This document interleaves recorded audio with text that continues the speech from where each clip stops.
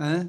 너무 좋은 재료도 제공하고 이 참 어려운 문제를 잘 정리해 줘서 고맙습니다. 시간을 절약하기 위해서 바로 토론으로 들어갑니다.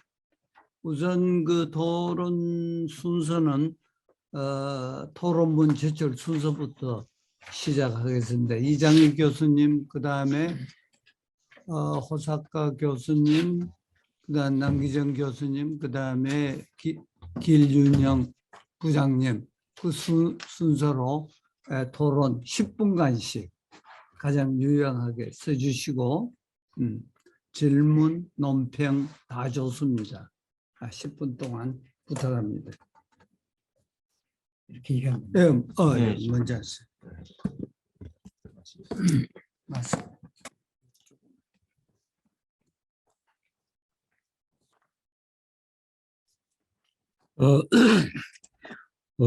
우선 모임에 초대해 주시고 또 이 모임을 조직해 주신 우리 곽태환 원장님 감사합니다.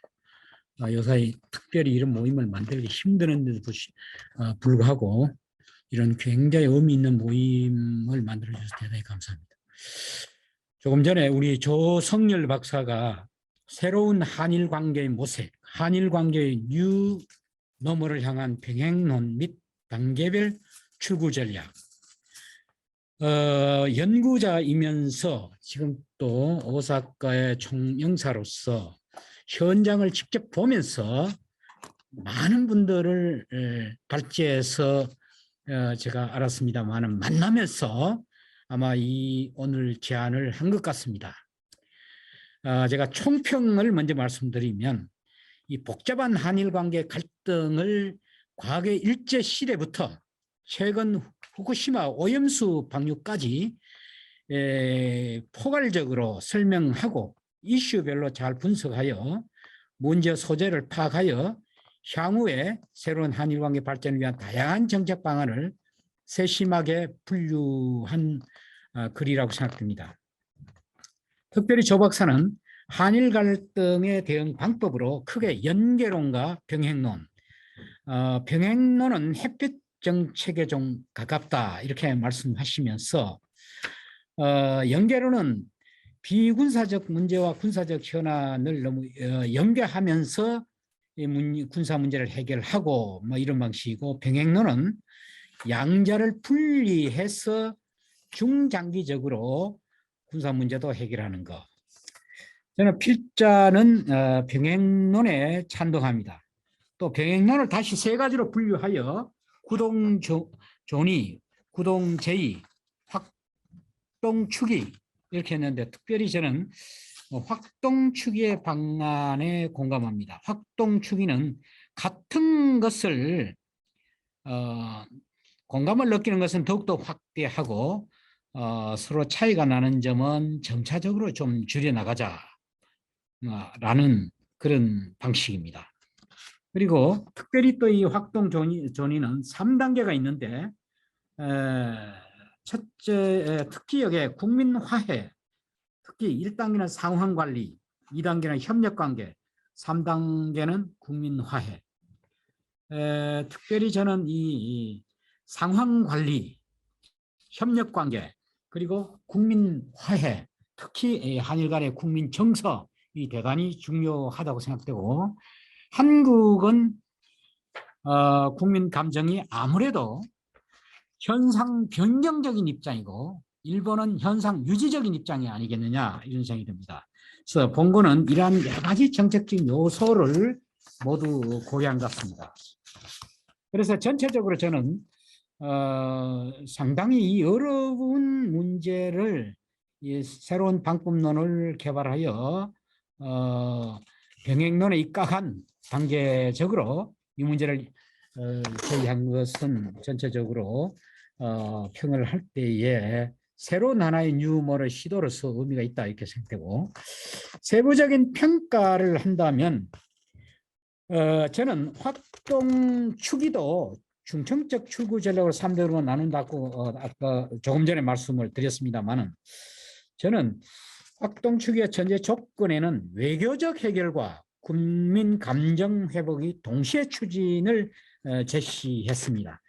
외교적인 것은 외교적인 거로 하되 역시 국민 감정의 회복, 특히 위안부 문제의 경우는 피해자 중심주의, 또 국제법상 국제 인도주의, 그리고 또 가해자, 피해자, 또 이미 기존의 어떤 국제법의 이론 이런 걸 다 감안해야 되겠죠.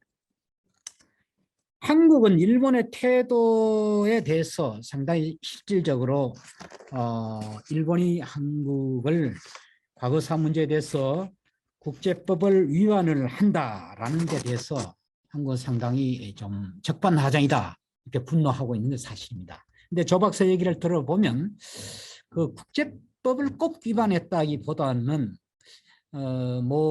교수의 논문을 인용을 하면서 충돌이란 말, violation이란 말 대신에 충돌한다 이런 용어로 분석을 한 것은 저도 처음 공부가 됐습니다. 그러나 어떻든 간에 지금 우리 한국 국민들은 일본이 국제법을 한국법 위반했다 하는 것은 상당히 여기서 분노를 느끼고 있죠. 자, 이 문제에 대해서 제가 이 얘기를 딱 한마디 하라면 저는 한일 문제를 푸는데 가장 중요한 것은 샌프란시스코 체제라는 52년 태평양 전쟁을 마무리하면서 이 첫 단추를 대단히 잘못 단추었다. 샌프란시스코 체제가 일본의 그 과거의 식민지 불법과 전쟁 범죄에 대한 하나의 징벌적인 조약이 되지 못하고 아시겠지만은 1900 바로 1900년에 47년이죠. 트루만 선언, 미국의 트루만 선언을 통해서 미국의 외교 정책이 완전히 바뀌어서 그때부터 미국조차도 사실 샌프란시스코 조약을 징벌적인 조약으로 이렇게 하기로 처음엔 했지요. 근데 47년에 냉전이라는 이러한 냉전에 대비해야 된다는 이런 미국의 외교 정책의 변화와 또 미국의 굉장히 참 일본의 집요한 그 라비, 특히 독도 문제에 관해서는 시볼드라는 상당히 그 메가드에 굉장히 가까운 그런 소위 말하는 스카페 그 고문에 있던 이분들의 어떤 라비 이런저런 해서 52년 샌프란시스코 조약 자체가 사실은 징벌적 조약으로 되지 못하고 또 일제 36년이라는 불법을 어느 정도 묵인하는 이런 첫 단추를 저는 아주 잘못 꼈다. 그 52년 샌프란시스코 조약의 그 아류가 65년 한일협정 체제다. 여기에 대해서 오늘날 이런 문제가 남아온 원류가 된다. 이런 생각이 들고 조 박사 논문에서도 한일 관계뿐만 아니라 북한 문제를 논하는 데 있어서도 상당히 일본의 시각은 다른 것 같습니다. 한반도 평화 프로세스를 얘기하는 데서 일본은 북한의 인권 문제, 납치자 문제, 또 최근에 알다시피 우리 문재인 대통령이 종전선언을 위해서 한미일이 외교 차관들이 모이는 여기서 하나의 의견을 모으는 그 모임에조차도 과거사 문제, 특히 독도 문제 관련해서 불참해서 여기에 물을 끼얹는 이런 행태들은 상당히 우리 국민들을 감정을 상하게 하는 게 아니냐 이렇게 생각이 되고 저는 하나하나 특히 여기에 후쿠시마 원전 문제는 저는 국제학자로서 명명백백히 국제해양법을 위반하고 있습니다. 아시겠지만 신국제해양법에서 가장 두 가지 특징이 있는데 하나는 영토 국권의 확대, 그래서 영해 폭을 12해리를 하고 EEZ, 소위 배타적 경계선을 200해리를 하는 그 자국의 연안해의 영토 관할권을 넓히는 이런 것이 하나 특성이고, 두 번째 특징이 뭐냐면 국제연대주의, International Solidarity, 국제연대. 국제연대 가운데 가장 핵심적인 것이 해양 오염입니다. 이 해양 오염에 대해서 굉장히 엄격하게 처벌하는 그런 규정들이 들어가 있고, 또 이런 것을 다루기 위해서 이 국제해양법은 해양법 재판소까지 함부르게 지금 세워져 있습니다. 이처럼 중요한데, 뭐 여러분 아시겠지만은 구소련이 체르노빌 사건을 인해 가지고 엄하게 국제사회에 있어서 비판도 받고 여기에 대한 어떤 그만한 대가를 치렀습니다. 일본이 특히 후쿠시마 원전 문제에 대해서 굉장히 여기에 관련된 IAEA조차도 국제 기준에 맞는 것처럼 이렇게 하고, 미국조차도 이게 동의를 하는 듯한 이런 발언들은 한국 국민들의 정말 국민 감정상 대단히 유감스럽습니다. 물론 그 오염수가 태평양을 떠내려가고 한국에 올라면 상당히 시간이 걸린다 하지만은, 특히 이 해양 오염에 관한 문제는 이게 에비던스, 증거에 의해서 circumstances라고 정황 증거가 대단히 중요합니다. 그래서 이런 문제에 대해서 상당히 안이하게 일본 측 입장은 그렇게 생각하고 국제사회도 그렇게 한 데 대해서는 우리 정부가 확실하게 이런 입장을 취한 것은 잘한 거다 이렇게 생각합니다. 자, 정책 대안에 대해서 좀 말씀하라 하는데, 저는 여기서 맨 끝에 제 시간이 많기 때문에 그 말에 다 들어가 있습니다. 그 제가 조금 요사이 논어 도덕경 쪽으로 많이 공부를 하고 있는데, 기자 분립, 쉽게 말하면 이게 고양이 다리로서는 제대로 설 수 없다 이거죠. 이 원칙이 발라야 된다는 거고, 두 번째, 사실은 이 가랑이를 벌려서 제대로 걷지 못한다. 과자불행입니다. 한일 관계를 봉합을 해서 어떤 문제를 해결을 하려는 이런 시도들이 뭐 정치가들 입장에서는 또 그럴 수밖에 없지만은, 저는 국제법 학자 입장에서는 그러나 이 원칙적인 문제는 어디까지 원칙적인 문제다 이렇게 보고 있습니다.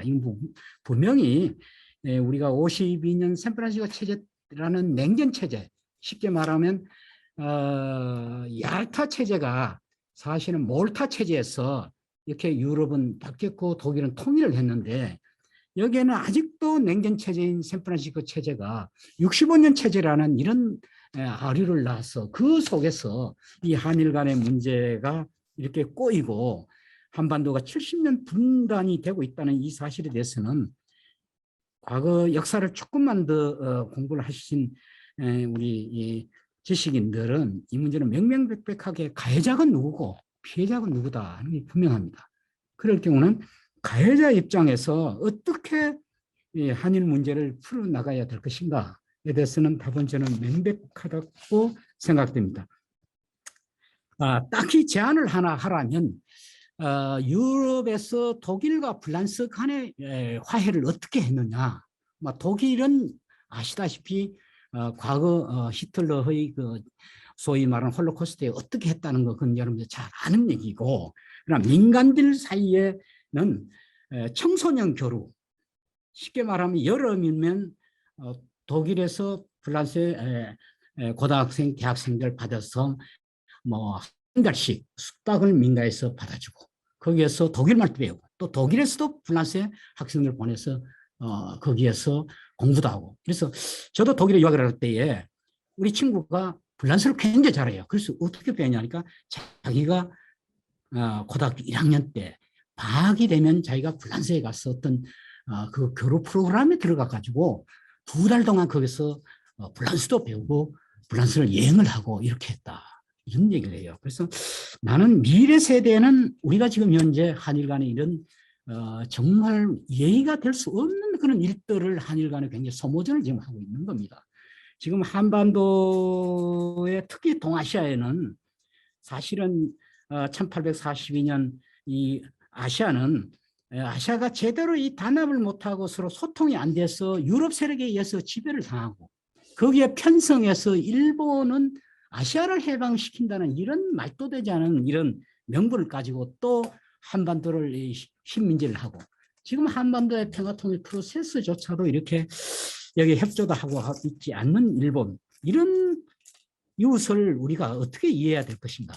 그러나 우리 세대는 좀 그렇다더라도 미래 세대를 위해서 저는 특히 청소년 교류의 프로그램하고 뭐 김대중 대통령 오부지 문화 교류 같은 것도 저는 뭐 좋은 방안이다 생각됩니다. 그러나 근본적으로는 이 문제는 가해자 입장에서 해결을 해야 되고 제가 맨 끝에 얘기했지 않습니까? 세 가지. 일제 식민 지배 불법성 인정, 이건 명명히 해야 되는 겁니다. 이건 뭐 국제법은 확실히 합니다. 또 피해자 중심주의, 세 번째 국제 인도법 준수, 한국인의 현상 변경적 강한 입장, 한국인은 현재 이 상태를 그냥 얼버무린 걸 원치 않습니다. 이사입니다. 예. 네, 감사합니다. 아주 최고의 국제 법학자 입장에서 잘 정리해 주셔서 고맙습니다. 네. 그다음에 우리 호사카 유지 교수님, 예. 아까 내 잠깐 말씀하셨는데 유일하게 대한민국 국적을 가지신 네. 일본 태생의 예. 학자신 뭐다 아시는 거니까 알겠습니다. 분들이 많이 잘 부탁드립니다. 네. 먼저 그 조윤사님 그리고 곽 이사장님 저를 여기에 또 초청해 주셔가지고 그리고 글로벌 피스재단에게도 감사 말씀 드립니다. 먼저 초 박사님의 그 발제문에서 많은 것을 배웠습니다. 그리고 지금 그 문제 제기가 되어 있는 여러 가지 그 한일 간의 문제를 상당히 정리하는데 많이 도움이 되었다라고 말씀드립니다. 네, 그러나 그 역시 자 그러면 어떻게 진짜 한일 관계를 해결할 수가 있는가라는 부분에 있어서는 상당히 그 의문점이 많이 그 발견됩니다. 특히 조 박사님이 그 문제 해결 그룹하고 카르툰 관리 그룹으로 그렇게 나누어 주시고 설명을 해주셨는데 문제 해결 그룹 중에 과연 문제가 해결될 수 있는지 그렇게 보이는 일본군 위안부 문제가 있고 그리고 강제 징용 문제가 거기에 자리 잡고 있습니다. 그래서 이 문제에 대해서는 물론 그 문제 해결에 여러 가지 방법을 강구해 나가야 하겠습니다만은 저로서는 정부가 나서서 지금까지 계속 실패해 왔습니다. 사실 이 문제는 왜냐하면 이것은 그 인권 문제이기 때문이다라고 생각합니다. 이 두 가지 문제는 정부 대 정부가 해결할 수 있는 문제라기보다 이게 순수하게 특히 강제징용 문제는 개인하고 기업의 이게 민사 문제이고요. 인권 문제입니다. 그리고 위안부 문제야말로 이것은 역사적인 인권 문제이고 아직도 해결되어 있지 않는 인권 문제라는 부분에서 어떤 것을 그 정부 대 정부가 과연 앞으로 새로운 합의를 했다 하더라도 다시 다른 인권 문제 여러 가지 그 개인적인 상황이 다르기 때문에요. 아까 그 조 박사님도 말씀하셨습니다마는 어떤 합의를 해도 그것은 완전한 합의가 되지 못하는 부분들이 있어서 결국은 다시 한국 쪽에서는 그 반대의 목소리가 나올 것으로 저는 생각합니다. 일본에서 보면 그것은 역시 다시 합의를 그 완전히 뒤집어 엎어버렸다 이러한 이야기가 나올 것이고 그래서 저는 현재까지 문제만을 그 해결하는 그러한 방안을 모색하는 것은 괜찮지만 앞으로도 계속하겠다 이 방안으로라는 부분은 대단히 그 위험한 그 정부 대 정부의 약속이 되지 않을까. 그 위험성은 일본에 있는 것이 아니라 한국에 오히려 대단히 위험한 요소로 다가올 것이다. 그렇게 생각합니다. 일본은 일본 내에서만 말씀드리면 국가인권위원회를 갖고 있지 않는 선진국 중에서는 유일한 나라이기 때문에 사실 일본 안에 국가인권위원회만 있다 하더라도 일제강점기는 피해자들은 다 일본 국적으로 갖고 있었기 때문에 그때 문제도 일본 자체적으로 해결을 할 수가 있는데 그것을 철저하게 그런 국가인권위원회 설치에 반대해 온 게 현재 일본 정부이기 때문에요. 이 문제는 오히려 국가 대 국가의 합의도 피해자분들에게 만족할 수 있는 합의를 못할 것이라고 저는 생각하고 있습니다. 그래서 하나의 문제는 하나의 해결책은 그대로 놔둔다라는 부분이죠. 그러니까 초니를 인정하여서 이제 민간의 문제를 어느 정도 관리를 하지만 그러나 국가가 나서서 국가 대 국가 약속을 하지 않는 방향으로 관리해 나가는 것이 오히려 중요하지 않을까 이렇게 생각합니다.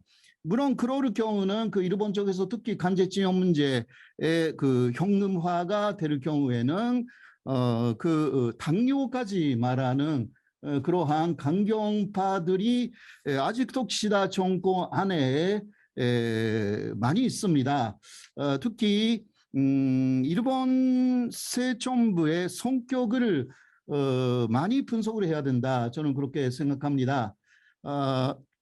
하야시라는 외교 장관은 친한 친준파라고 할 수가 있지만 그러나 일본 정부 남바트의 관반 장관 마츠노 관반 장관은 극우파의 대표 선수이고 아시다시피 2007년 이르차 아베 정권 때 위안부 문제를 미국의 유명 일간지에게 계속 광고를 낸 중심 인물입니다. 그렇게 해서 위안부는 매춘부였다. 이런 언서를 미국 뉴욕타임스를 비롯해서 유명 주간지에 광고를 낸 30명 정도의 사람들 중에 중심 인물이었고요.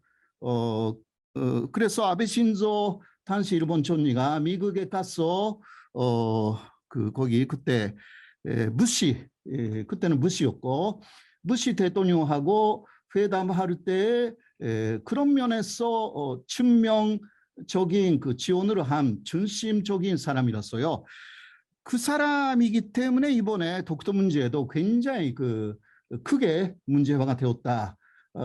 그러니까 경찰청장이 독도에 간 부분을 더 확대 해석하여서 여러 가지 이번에 외교 공동 성명이 나가지 못하도록 그런 식으로 만들었다라고 생각합니다. 그러니까 일본 내에 이러한 극우 세력에 대한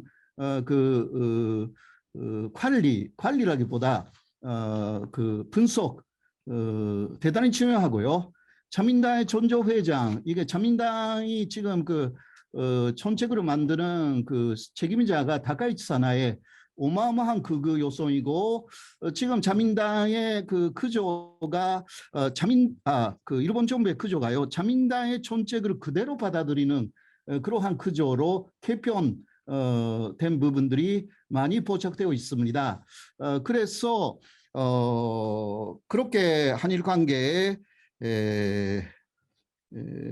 개선이라는 부분이 문제 해결 그룹 속에 오히려 문제가 많다 그런 식으로 저는 보고 있기 때문에 이 부분에서는 그러나 하나의 해결책의 모색이라고 할 수가 있는 부분은 조 박사님도 말씀하셨습니다마는 일본의 논리 바로 한국이 국제조약을 어겼다라든가 한국은 국제적인 약속을 어겼다라는 말을 특히 아베 전 총리가 7년 8개월간 계속 해왔는데요. 사실 그러나 이런 부분에 대해서 한국 정부가 나서서 그렇지 않다라는 아까 말씀하신 바이오레이션하고 콘플릭트의 논리라든가 일본도 이런 식으로 국제적인 약속을 어긴 것으로 보이는 사례가 굉장히 많다라는 것을 또 국제사회가 알 수 있게 좀 더 구체적인 말을 해야 된다. 현 정부에 대해서 말이 너무 적다라는 부분이 저로서는 정말 불만이거든요. 현재 한국 정부의 전단선도 굉장히 있습니다. 그러나 말이 적기 때문에 이게 국제사회에서 오히려 일본의 주장이 많이 관철될 우려가 있다. 그리고 한국 내에서도 마치 일본 쪽의 주장이 옳다라고 생각하는 사람들이 늘어나는 추세를 만들어 버리고 있기 때문에 이러한 논리적인 작업 그것을 검표하여서 보편화시키는 작업이 대단히 중요하다고 저는 생각하고요. 이것만 오히려 열심히 한다면 문제 해결이 거의 50% 이상 될 것이 아닌가 저는 그렇게 말씀드리면서 또 경제 정책에 있어서는 한일 간의 협력이 대단히 가능하다고 생각하고요. 그러나 그 문제도 일본이 한국을 대신하여서 대만을 끌어들이려고 그렇게 계획을 사실상 세웠기 때문에 이 부분의 해결책도 정확하게 내놓아야 한다 그렇게 생각을 합니다. 일본도 현재 한국이 얻는 동북아의 질서를 뉴노멀이라고 그렇게 말하기 시작하고 있습니다. 그러나 박사님이 말씀하시는 뉴노멀은 한국식 뉴노멀이기 때문에 이 뉴노멀의 개념적 싸움도 대단히 중요하다라고 말씀드리면서 제 토론으로 하겠습니다. 고맙습니다. 네. 감사합니다. 우리 부사카 교수님은 특별히 일본 시각이 아닌 우리 한국 시각에서 많이 보신 것 같아요. 어쨌든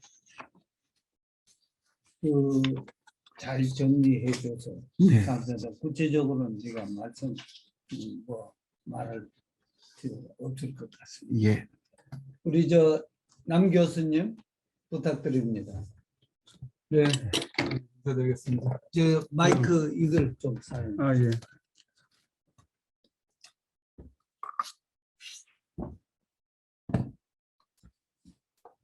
됐나요? 잘 들리나요? 예, 오래간만이다. 반갑습니다. 네. 건강하신 것 같아서 듣기 좋습니다. 예, 잘 들었습니다. 그리고 크게 큰 틀에서 거의 모든 이 상황 인식이나 이 분석이나 제안들에 대해서 큰 틀에서 동의하고요. 그런 방향에서 우리 정부의 노력이 지속적으로 좀 이루어졌으면 좋겠다는 생각을 합니다. 특히 한일 관계 뉴노멀이라는 목표를 좀 설정을 해서 이 병행론에 입각한 단계적 중증적 방식을 추구한다라고 하는 그 전략에 대해서는 전적으로 동의를 합니다. 그러니까 결과적으로 문제는 원칙론 또는 신중론의 입장에 서면서도 한일 관계 뉴노멀을 어떻게 달성할 것인가라고 하는 전략의 문제인 것 같습니다. 그러니까 이 말씀하신 여러 가지 상황 인식이나 이 일본의 책임 부분이라든지 이 분석이라든지 이런 것들에 대해서 다 동의하면서도 결과적으로 지금보다 조금 더 앞선 새로운 한일 관계를 어떻게 만들 것인가라고 하는 전략이라고 하는 부분에서 굉장히 어려운 부분일 텐데 그 부분을 어떻게 치밀하게 정밀하게 만들어 갈 것인가라고 하는 게 굉장히 중요한 것 같고요. 이거는 어떤 의미에서는 세계적으로 우리가 이렇게 선례를 볼 수 없는 굉장히 창의적인 외교를 해야 되는 그런 상황에 있는 것 같다 이렇게 생각을 해봅니다. 그런 의미에서는 저는 다른 데서도 얘기를 하지만은 어떤 우리가 지금까지 역사상에서 성공적인 외교라고 하는 것을 모델로 해서 그거를 정답으로 놓고 거기에 따라서 한다라고 하는 거는 거의 불가능하다. 그렇기 때문에 조금 이 국민들이 보기에는 뭐좀 약간 좀 이상한 부분이 있을 수도 있겠지만은 그거는 우리 정부의 설명력에 달린 부분이다. 이렇게 저는 생각을 하는 편입니다. 그런 이 구체적인 전략의 문제가 있어서 그거를 고민할 필요가 있겠다는 생각이 듭니다. 그 점에서는 이제 이 연계론과 병행론을 나누셔서 이제 병행론의 입장에서 이제 문제를 바라보시고 풀려고 하는 거에 대해서는 전적으로 동의하지만 사실은 문재인 정부가 대일 접근이 병행론의 입장에 있었지 않습니까? 그럼에도 불구하고 지금까지 구체적인 성과를 내지 못한 상황이다. 그리고 어쩌면은 일본이 변화하지 않는 이상은 제가 보기에는 뭐 다른 선생님들도 다 그러셨는데 기시다 정부가 된다 하더라도 이렇게 한일 관계 대한 정책에 있어서는 큰 변화 없다라고 하는 게 만일에 전제가 된다고 한다면은 한국 정부도 지금까지의 정책에서 변화가 없다고 한다면 그냥 같은 정책으로 간다고 한다면은 지금 같은 한 4, 5년 있었던 그런 한일 관계가 앞으로도 계속 갈 거다라고 하는 걸 전제로 해야 된다라고 하는 생각인 거죠. 그러면은 과연 그게 우리에게 크게 봤을 때 한국의 국익에서 크게 도움이 될까라고 하는 거를 뭐 결과적으로는 고민을 할 수밖에 없겠다는 생각이 듭니다.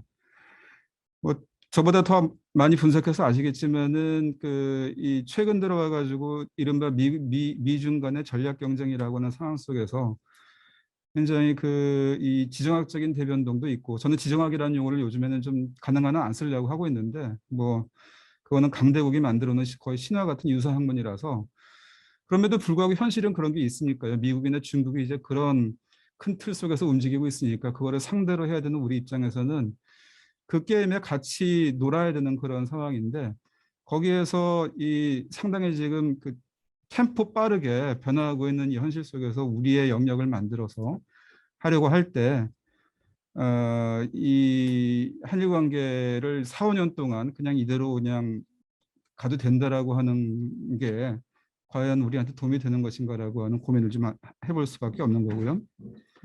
더구나 최근에 제가 이제 많이 얘기하는 거는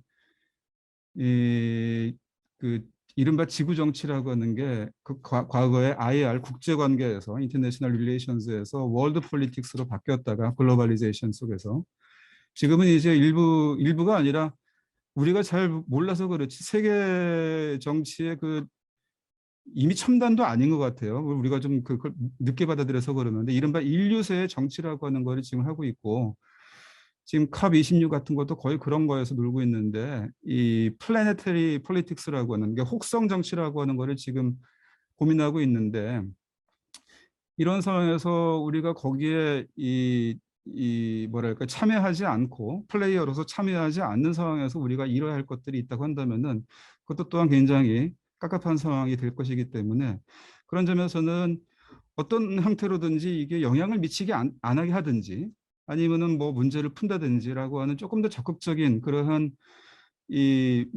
뭐 체중 이동이라고 할까요? 그런 것들이 필요하겠다 하는 생각이 듭니다. 한일 관계에서. 근데 그게 하나 말씀드리고 싶은 거고요. 그런 점에서는 이제 저는 그 연계론과 병행론이라고 하는 거를 이 연계론 병행론도 너무 이원론이 아닐까 하는 생각이 듭니다. 뭐 때로는 연계, 때로는 병행 이렇게 가야 되는 게 아닐까.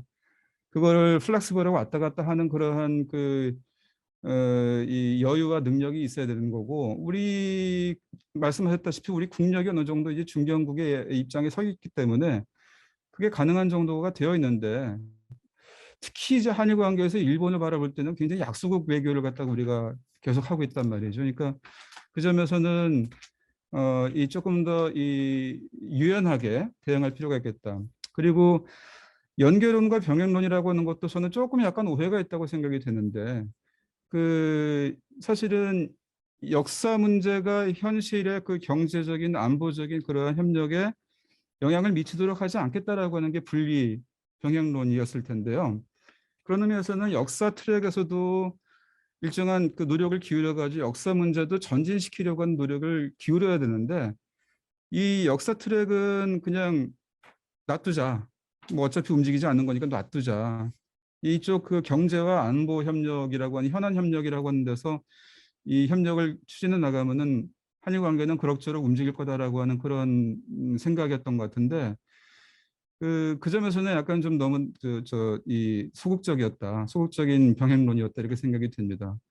그런 의미에서는 오히려 거꾸로 이제 이런 현안적인 그런 협력을 갖다가 이게 부면을 넓혀가지고 접촉면을 넓히면서 거기에서 역사 트랙도 움직여 나가야 된다라고 하는 그런 방향으로 갔어야 되는 건데, 그러니까 거꾸로 가는 거죠.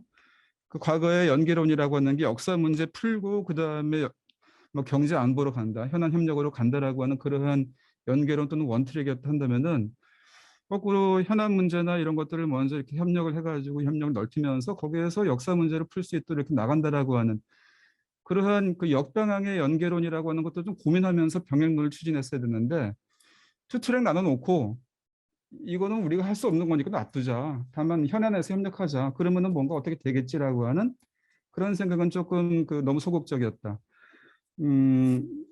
우리의 국력으로 봤을 때 그럴 필요가 없다라고 하는 생각이 저는 좀 들고요. 그다음에 또 하나는 지금 살짝 그런 말씀도 해주셨는데 트랙을 하나 더 만드는 것도 좀 필요하겠다는 생각이 듭니다. 무슨 얘기냐면은 이른바 지금까지 투트랙 해가지고 또 하나의 협력 분야라고 해서 이렇게 현안 협력에서 경제나 안보 분야에서의 협력이라고 하는 걸 설정해 놨었는데 그간의 냉전기에서거나 아니면 탈냉전기에서도 일정 정도는 경제나 안보라고 하는 건 협력 안 할 수가 없는 관계다라고 하는 게 전제가 돼 있었거든요. 그렇지만 지금은 경제 협력의 상대로서도 일본은 한국에서나 일본에서나 필수가 아니고 뭐 하면은 좋지만 뭐 꼭 안 해도 된다라고 하는 그러한 정도로 내려앉았고 안보 분야에서도 아까 지소미아도 말씀하셨지만은 꼭 일본이 아니라 하더라도 또는 뭐 일본도 꼭 한국이 아니라 하더라도 한미일 안보 협력이라고 하는 게 굳건하게 가지 않는다 하더라도 일본도 한국도 어느 정도 그 안보 게임에서 영역을 만들어 가고 있단 말입니다. 그러니까 이 경제협력, 안보협력이라고 하는 것도 이제 필수가 아니기 때문에 한일 간에 어차피 만날 수밖에 없다라고 하는 그런 논리가 성립하지 않는 트랙이거든요. 그런 의미에서는 이것도 이제 다시 돌아오지만은 이 기후변동 트랙이라고 하는 걸 만들어서 이거야말로 정말로 우리가 이걸 제대로 대처하지 않으면은 이번에 팬데믹에서 우리가 확인했던 것처럼 다 죽는다. 우리가 정말로 살려면은 이쪽에서 뭔가를 해야 된다라고 하는 거를 조금 더 적극적으로 근본적으로 고민하면서 만들어갈 필요가 있지 않을까. 그래서 저는 뭐 이것도 크게 보면 투 트랙이지만은 저는 좀 약간 좀 상상력을 발휘하기 위해서 상상을 갖기 위해서 쓰리 트랙이라고 하는 또는 멀티 트랙이라고 하는 걸로 하나 더 트랙을 만드는 그러한 노력을 해보는 게 좋겠다는 생각이 듭니다. 그러니까 지정학 게임 하면서 거기에서 우리가 서바이벌 할 거라고 계속 생각하지만 그것도 이제 일본이랑도 조정하는 것도 이제 힘든데 지정학적인 그러한 이해관계를.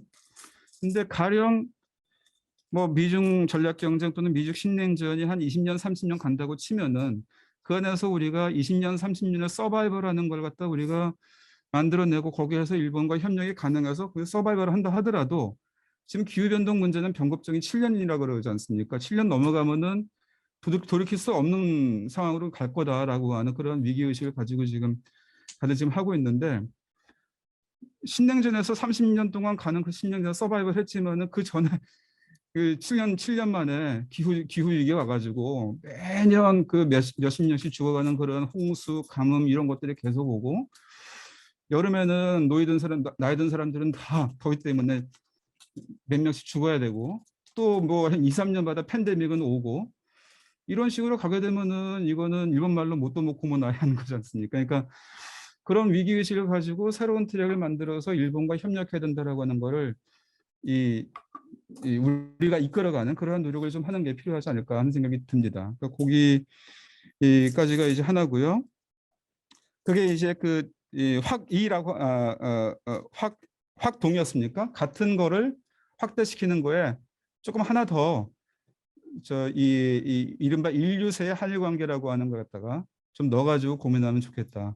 제가 요즘에 찾아보니까 일본에서는 상당히 지금 이 문제가 고양되어 있는 것 같더라고요. 그래서 뭐 사이토 코이치의 뭐 그 인류세 그 자본론이라고 하는 것도 지금 굉장히 많이 팔리고 있다 그러고요. 21년도에 신서대상인가 받았다 그러던데, 받을 거라 그러던데. 그러니까 인류세라고 하는 거는 그 안에서의 그 지금 자본주의의 한계라든지 이런 것들 굉장히 일본에서는 많이 나오고 있고 아마도 이러한 분위기가 기시 내각에서 이 새로운 일본형 자본주의라든지 뭐 이런 것들을 내는 그 배경이라고 저는 생각이 됩니다. 그리고 아베에서 지금 기시다로 넘어가는 이 미묘한 변화라고 하는 것도 거기에 어느 정도 큰 틀에서 대응하고 있는, 반응하고 있는 거라고 저는 생각을 하거든요. 그러니까 그러한 계기를 우리가 조금 민감하게 간추려가지고 우리가 끌어가면 좋겠다. 한국이 그 정도가 됐다라고 하는 겁니다. 그다음에 소혜야 교수 얘기하면서 이제 미들파워 얘기를 하셨는데 자꾸 이제 일본 사람들한테 미들파워 얘기하면 일본 사람들은 우린 미들파워가 아닌데 하는 생각을 가지고 접하지 않습니까? 그리고 요즘에서 일본 사람들 하는 말은 그 주요국이라고 하는 말을 많이 하잖아요.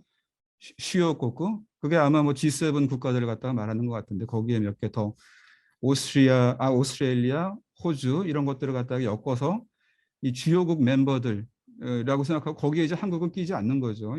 집어넣어주지 않는 거죠.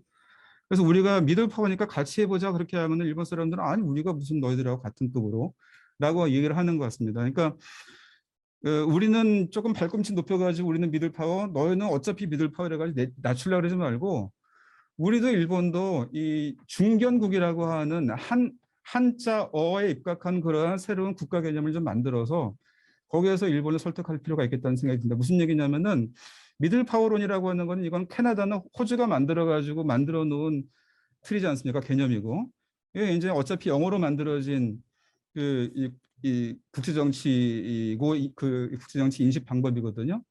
근데 이거를 어차피 번역을 하다 보니까 중견국이 되었는데 중견국이라고 써놓고서는 한자로는 중견이라고 써놓고서는 머릿속에서는 계속 미들파워인 것 같아요.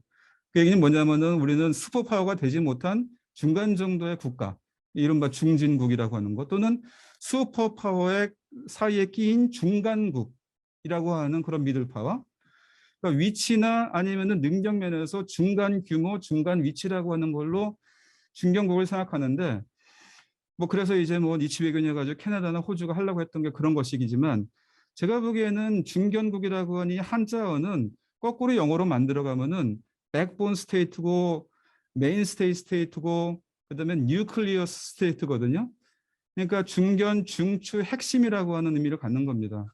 근데 그거는 국가라고 하는 게 이제 너무 작아서 외부 충격에 금방 깨질 수밖에 없는 그러한 작은 나라는 안 되기 때문에 몸집을 불려야 되는 거고 너무 커가지고 제국이 되어버리면은 이 오버스트레치 때문에 내부적으로 파열되고 외부적으로도 이게 그 넓은 바운드를 유지하기 힘들어지기 때문에 슬림화하는 겁니다. 어차피 국가라고 하는 게 그 내구성을 갖기 위해서는요.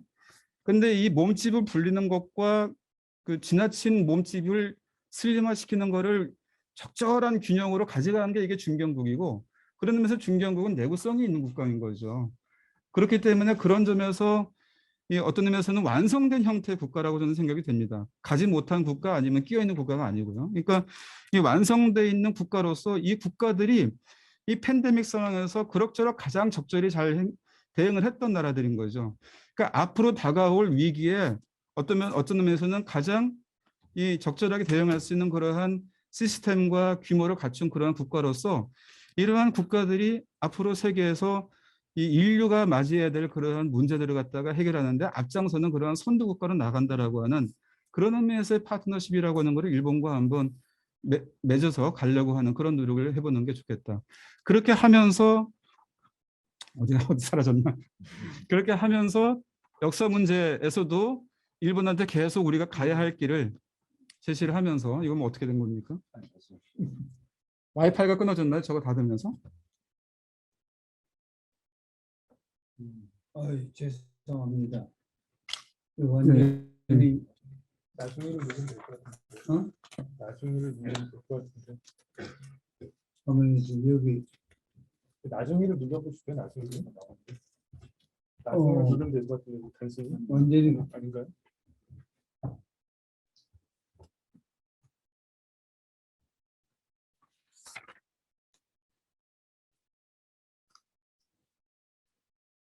나중에 한번 눌러보시겠어요? 네, 단순히 오케이. 나중에 죄송합니다. 죄송합니다. 예, 그 뭐 좀 끊어졌어요. 너무 길어서 짧게 하라는 말씀인 것 같은데 조금은 좀 줄여보도록 하겠습니다. 예, 그러니까 그런 3트랙, 멀티트랙 정도로 가져가가지고 우리가 그 정도로 운영할 수 있는 어떤 뭐 사이즈가 됐기 때문에요. 그런 것도 한번 고민해 봐야 되겠다는 말씀을 드리고요. 그다음에 아까 그 이 국제법 위반과 관련해서도 저도 조금 더 말씀드리자면은 좀 이 부분은 적극적으로 좀 대응했으면 좋겠습니다. 이거 뭐 호사카 선생님도 말씀을 하셨지만은 일본인이 가지고 있는 논리 가지고도 충분히 이게 논박이 가능한 거거든요. 그러니까 뭐 일본에서 나와 있는 뭐 우리나라의 교과서들도 마찬가지지만은 세계 어느 나라의 교과서에서도 국제법 교과서를 갖다 딱 이렇게 열면은 제일 앞에 국제법의 뭐 효력, 효과 뭐 이런 얘기들이 나오거든요. 거기서 국제법과 국내법의 관계, 국제법과 뭐 헌법의 관계 그래가지고 뭐 이원론, 일원론, 그다음에 무슨 뭐 점수적으로 이렇게 뭐 올라가고 있다는 얘기도 나오고 그래가지고 이거는 여전히 교과서적인 의미에서도 논쟁적인 그러한 부분인데 이게 무슨 뭐 헌법에 따라서 헌법 정신에 입각해가지고 국제법을 해석하는 것이 조약을 해석하는 것이 국제법 위반이다 이런 식으로는 일의적으로 학자들의 견해로 봐가지고는 할 수 없는 얘기다. 근데 왜 그 정치가 그렇게 그냥 단정적으로 얘기를 하느냐 이런 식으로 따져볼 수 있을 것 같고요. 더구나 일본에서는 일본의 헌법학계는 이 이른바 전헌법이라고 하는 거에 대한 가치를 굉장히 높이 주기 때문에 일본의 헌법학계에서는 헌법이 더 우위다라고 하는 게 다수설입니다. 조약이나 이런 국제법보다. 조약이나 국제법은 이거는 바꿔가지고 저 협상 당사자들이 그걸 갖다가 결정을 해서 국회에 가가지고 설명해서 비준받으면 끝나는 거지만 헌법이라고 하는 거는 일본의 헌법은 국회에서 양원에서 3분의 2, 3분의 2 발의가 필요하고 그다음에 국민들한테 투표 걸어가지고 거기서 과반을 차지해야 되고 이렇게 어려운 그런 과정을 거쳐가지고 만들어져야 되기 때문에 헌법이 훨씬 더 이거 가치가 있는 법체계고 여기에 따라서 국제법이나 이런 것들 해석할 수 있다라고 하는 게 일본의 헌법학계 입장이거든요.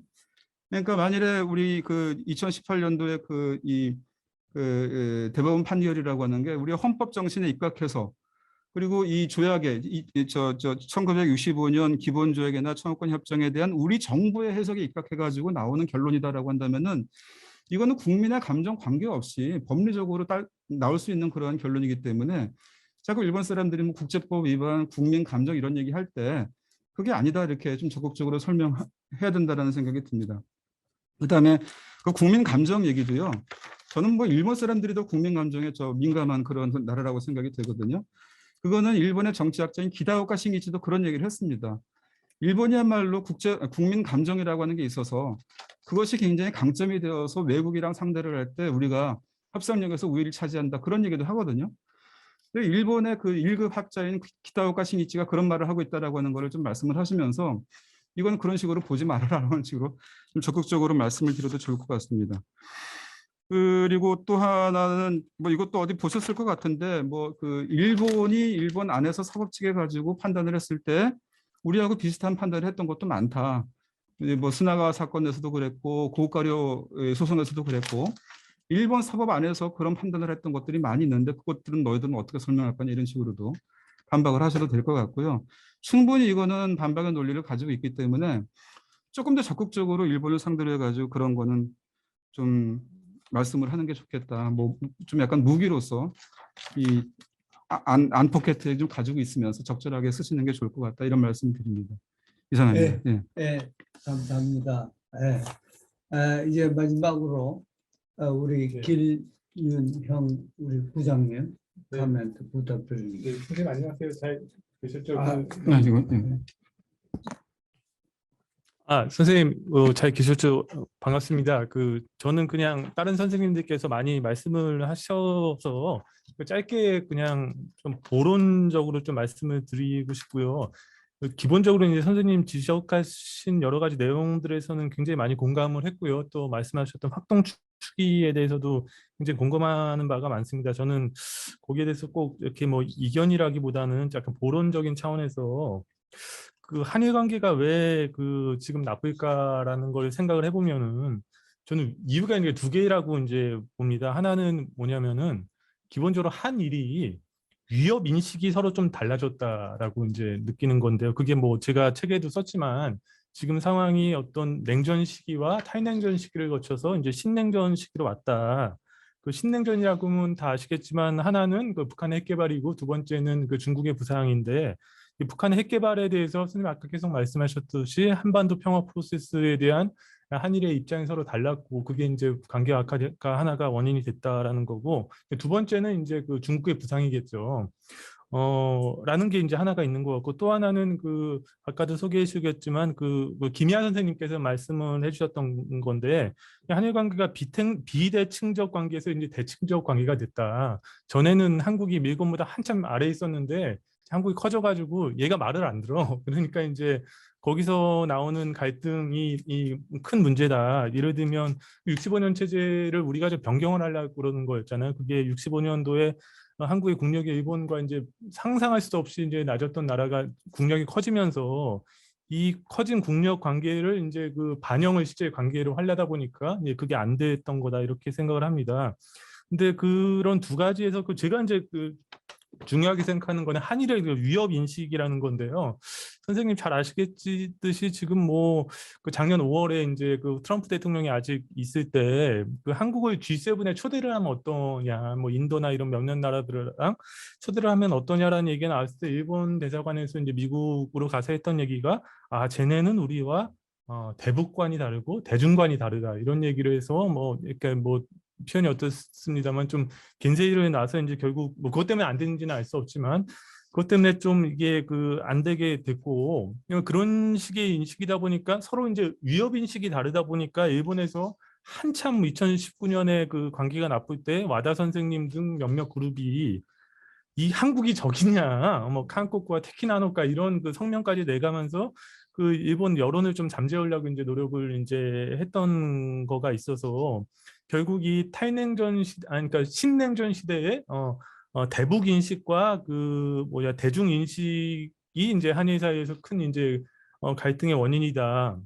그래서 그 대북 인식에서는 한반도 평화 프로세스를 놓고 2018년, 2019년에 엄청 그 싸웠고 결국 그게 이제 잘 우리가 원하는 대로 안 됐고 근데 선생님께서 더 전문가시지만 제가 이제 지금 앞으로 보면은 다시 이제 북미 관계나 남북 관계가 새로 발전의 어떤 모멘텀을 잡을 수 있을지는 잘 모르겠어요. 좀 시간이 걸릴 것 같은데 그렇다면은 가장 중요한 게 이제 대중관을 놓고 이제 한국과 일본의 인식이 다르다는 걸 서로가 이제 알고 있는 것 같아요. 그래서 남기정 선생님도 얘기하셨지만 처음에는 이제 뭐 2018년, 2019년 됐을 때는 쿼드 같은 거라면 한국 안 들어오냐, 좀 같이 하자, 한미일 삼각협력도 같이 좀 하자라고 했다가 지금은 마음이 싸늘해져가지고 이제 별로 이제 쿼드나 그런데 한국이 들어오면 오히려 얘기만 복잡해진다고 이제 일본이 원치 않는다는 거잖아요. 이제 이런 그 핵심 문제에 대해서 그 이견이 좁혀지지 않으면 여러 가지 뭐 역사 문제에 대해서 또 갈등도 있지만 뭐 결국 이게 그 관계가 회복되기 어려울 거다라는 게 제 생각이고 그렇다면 한국 입장에서 봤을 때는 뭐 이게 굉장히 대중관이나 대북관이라는 게 특히 이제 미중 전략 갈등 시대에서 중국과 어떻게 지내느냐가 우리한테 굉장히 사회적인 이해인데 일본과 관계를 회복하자고 이거 갑자기 우리의 대중 정책을 변화시킬 수는 없는 거잖아요. 그거는 더 중요한 거니까요. 그건 더 사회적인 거니까. 그런 상황에서 봤을 때 만약에 그 한국이 뭐 어떤 뭐 홍콩이나 위구르 같은 인권 문제라든지 뭐 쿼드를 통한 어떤 뭐 안보 협력이라든지 뭐 글로벌 공급망 얘기도 나오는데 얼마 전에 요소수 사태 가지고 또 난리가 났잖아요. 그런 경제 안보 문제라든지 또 굉장히 중요한 대만 문제라는 거에서 한국이 서서히 뭐랄까 조금 더 그 미국이 원하는 방향, 뭐 이를테면 미일 동맹이 원하는 방향으로 우리가 전략적인 판단을 해 간다면 한일 관계도 서서히 이제 뭐 이렇게 위협 인식이라는 게 좀 맞춰지면서 개선의 좀 여지가 되는 방향으로 좀 움직일 것이고 그렇게 개선의 여지가 나온다면 일본에서도 이제 과거사 문제에 있어서도 저 나라도 좀 움직일 여지가 있다 이렇게 생각을 합니다. 왜냐하면 지금 강제동원 문제라든지 위안부 문제에 있어서 우리가 더 움직이기는 굉장히 우리도 쉽지 않거든요. 그렇기 때문에 조금 그런 차원에서 이제 이 문제가 어떻게 될까, 과연 그 대중정책이나 이런 어떤 사회적인 미중 전략 경쟁에서 우리가 어떤 스탠스를 쥐을 것인가가 결국 한일 관계의 미래를 좀 결정할 거라고 보고요. 그런 의미에서 봤을 때는 최근 마지막으로 한마디 하자면 주요 두 후보가 이제 가려졌는데 이게 한쪽 후보의 말씀은 굉장히 제가 우려가 되는 측면이 많고 굉장히 근본적인 얘기를 또 이제 한일 관계에 대해서 좀 하시고 그래서 그쪽으로 가면은 뭐 굉장히 뭐 어려워질 거라고 보고요. 다른 쪽 후보로 가면은 그것도 굉장히 그건 국내적으로 굉장히 피곤할 것 같고 대외적으로 조금 풀릴 여지가 생기지 않을까 그런 생각이 듭니다. 그래서 제가 너무 뭐랄까 그러니까 결정론적으로 좀 얘기한 측면도 좀 있는데 결국은 그게 서로가 이제 위협 인식을 일치하느냐 그게 결국 너가 친구냐 아니면은 나랑 관계 없는 나라냐는 걸 가르는 거잖아요. 그게 결국 중요하지 않을까 싶습니다. 이상입니다. 네, 네, 마이크 좀 주세요. 우리 감사합니다. 네 분의 토론 네, 진심으로 감사드리고요. 우선 이제 토론문에 대한 우리 조 박사님 말씀하시기 전에 나도 뭐 다는 이야기 못하지만 한 2개 정도 질문을 할까 합니다. 원래 이제 이 프로젝트를 기획했을 적에는 이 가장 가까운 우리 일본하고 한일 관계가 이렇게 언프렌들리하게 비정상적 관계로 유지되고 있는 것에 대해서 어떻게 하면은 개선할 수 있을까 하는데 초점을 맞추고 기획을 했던 것인데 우리 조 박사님이 내가 보기에는 아주 성공적으로 잘 글도 쓰시고 또 여기 또 우리 토론하신 전문가님들의 견해를 들어보니 상당히 뭐 서로 다른 입장이지만 공감하는 바가 많고 아직도 이 문제에 대해서 조금 더 연구도 하고 발표도 하고 해야 되겠다 하는 그런 느낌을 받아가지고 우리는 우리 연구원에서 계속해서 이 문제를 좀 내년도에도 한 번 더 또 우리 전문가 여러분들을 모시고 한번 리뷰를 해보려고 생각은 하고 있습니다. 내가 질문하고 싶은 것은 이제 여기 계신 분들의 대부분이 지역 전문가예요. 일본 전문가 중심으로 해서 이번에 패널을 만들었지만은 지역 전문가와 국제정치 전문가하고 좀 이렇게 융합이 되는 그런 패널을 한번 만들어 보고 싶어요. 제2차에는 왜냐하면은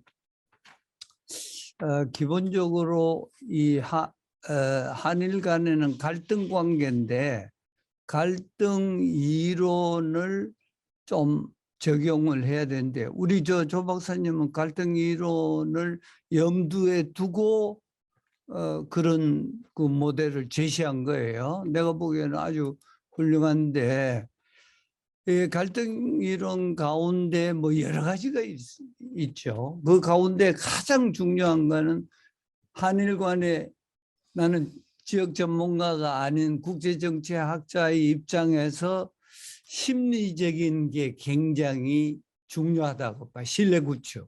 뭐 그게 가장 중요한데 그 중에 이제 소위 심리학자인 미소 관계에 있어서 분쟁을 해결하는 방법 중에 60년대, 50년대에 가장 파퓰러했던 지금도 굉장히 이 남북한 관계에도 그 모델을 사용하고 있어요. 심리학자 찰스 오스구드라는 사람이 있어요. 그 사람이 제의한 그리트 모델이란데 GRIT 뭐 조 박사 잘 알 거예요. Graduated Reciprocation Intention Reduction이라는 건데 이거는 순수하게 심리적 접근 방법이에요. 신뢰 구축을 어떻게 해야 하나 하는 건데, 이렇게 들어보면은 그런 방안에 대해서 유틸리티가 저는 있다고 생각하거든요. 근데 그 이유는 우리 집 사람이 호사카 교수님, 우리 집 사람이 일본 사람인데 맨날 집에서 이 일본 문제만 나오면 둘이 싸움해요.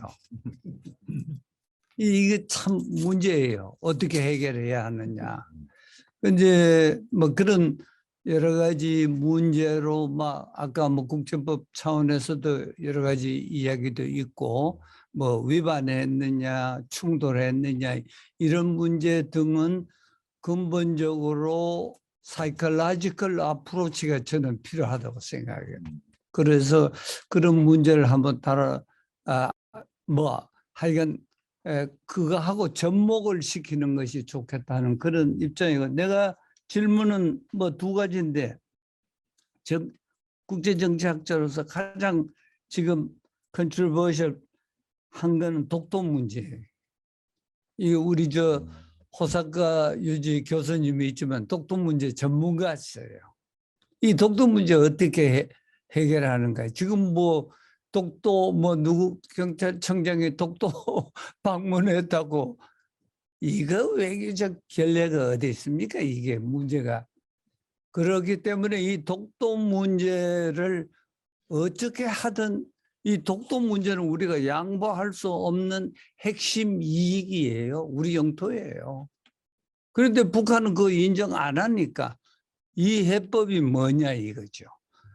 이게 저는 한 20년 전에 통일연구원장 시절에 공동관리 아이디어를 한번 제안한 적도 있지만은 아직도 그거는 유효하다고 봅니다. 여러 가지 이거 서로가 핵심 이익을 주장하고 있는 지역이기 때문에 잘못하다가는 전쟁이 일어나는. 거기에 대해서 그냥 우리 주장만 할 게 아니라는 거죠. 일본의 주장도 좀 존중하면서 이 문제를 풀어가야 하는 방법이 뭐냐. 이것이 해결이 안 되면은 상당한 이 컨플릭트 분쟁은 나는 계속된다고 봅니다. 그게 이제 내 질문이고, 그 다음에 두 번째는 왜 이게 미국의 역할인데요. 왜 미국이 일본을 끌어들여 가지고 지금 더욱더 이 평화 프로세스를 복잡하게 만드는 거예요, 지금. 과거에 어그리드 프레임워크에서 육자회담 했잖아요. 일본이 돈도 안 내고 중유 20만 톤도 안 내고, 그래서 육자회담을 폐기한 장본인인데 as you said 스포일러예요. 근데 왜 미국은 자꾸 또 일본을 끌어들여가지고 한, 일, 미 이렇게 또 우리 정부가 왜 끌려다니는지 내가 이해가 안 가요. 그래서 평화 프로세스는 사자가 해야 돼. 당사자들이 해야 되는데 일본은 빠져야 돼요. 나는 그게 기본 입장인데 조 박사는 어떻게 해석하는지 모르지만은 저는 최종년 차관이 가서 말이죠. 종전선언에 관해서 일본은 원래 종전선언 벌써 언제입니까? 2018년인가? 그때 벌써 종전선언 우리 이야기했는데 불구하고 미국은 자꾸 그걸 끌어들여가 종전선언. 미국이 종전선언을 할 의도가 전혀 저는 보이지 않습니다. 이것은 잘 아시다시피 미중 패권 경쟁 시대에 지금 와 있는데 이게 앞으로 30년이 더 갈 텐데 그 속에서 무슨 미국이 종전선언을 할 필요성을 느끼지 않는 것 같아요.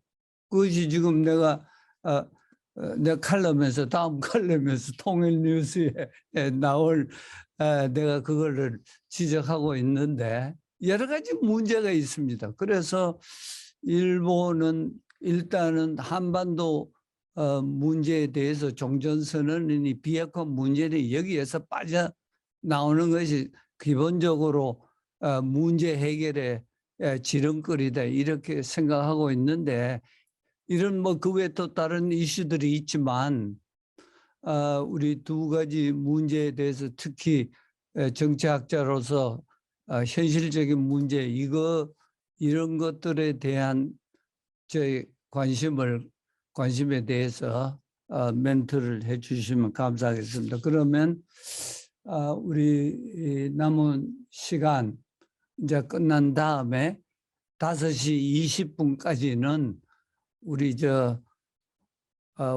총영사님 다음 스케줄 때문에 약속한 그대로 실행할 수 있을 테니까 조금만 우리 토론자 화장실에도 가야 되는데 불구하고 조금 더 기다려 주시면 감사하겠습니다. 자, 우리 조 박사님.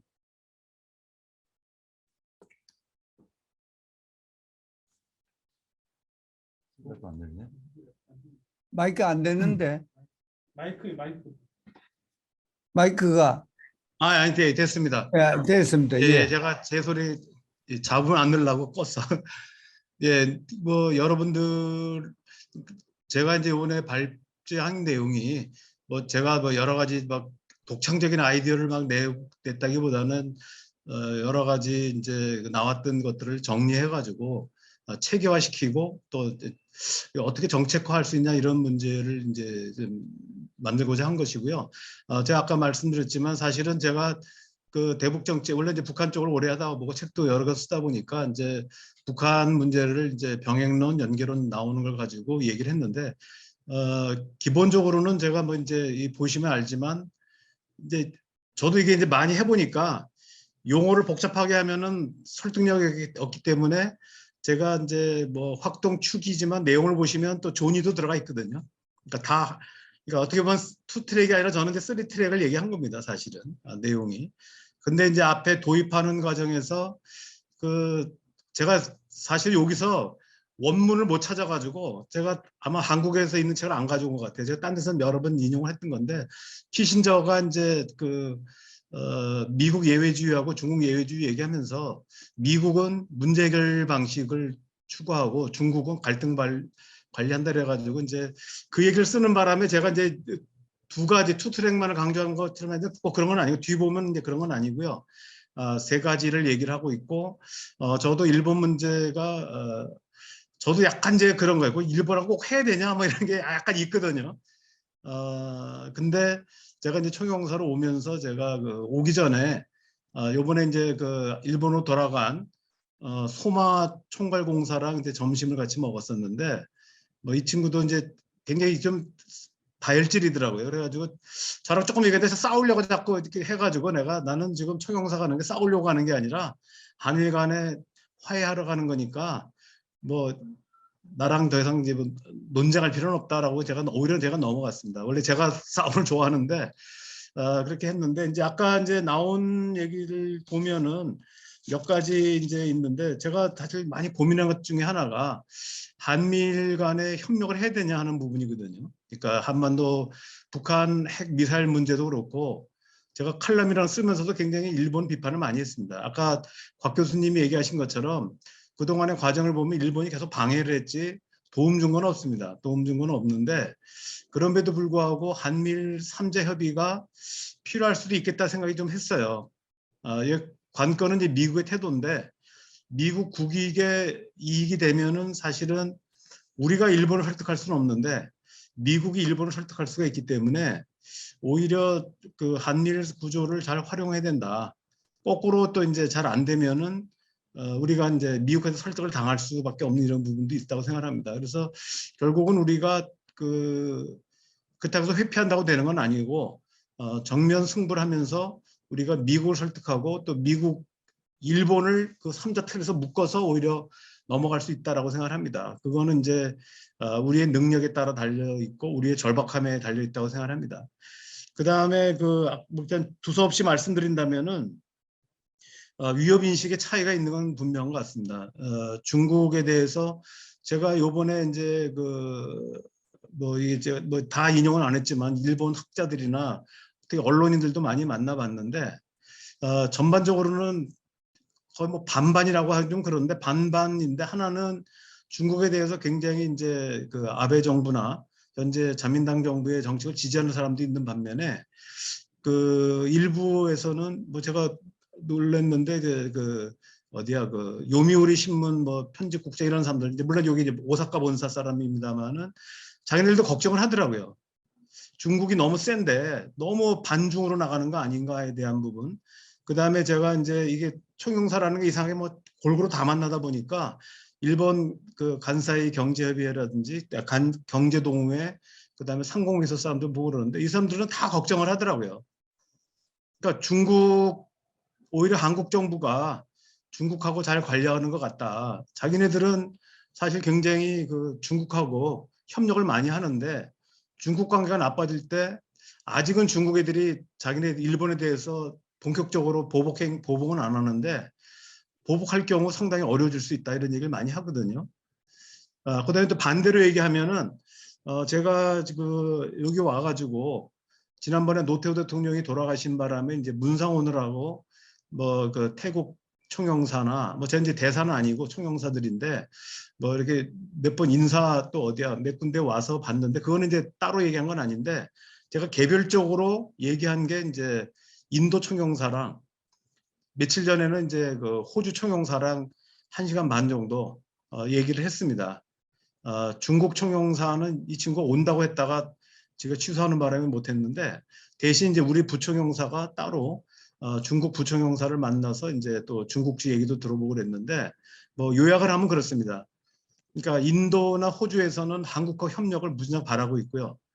그래서 제가 우리 곽태현 교수님은 지난번에 아시지만 제가 딴 데서 발표를 했었는데 저희는 쿼드는 참여하는 건 저도 문제가 있다고 생각한다. 대신 한국과 인도, 한국과 호주와의 안보 협력은 지지한다는 얘기를 했거든요. 일본과의 안보 협력도 저는 지지합니다.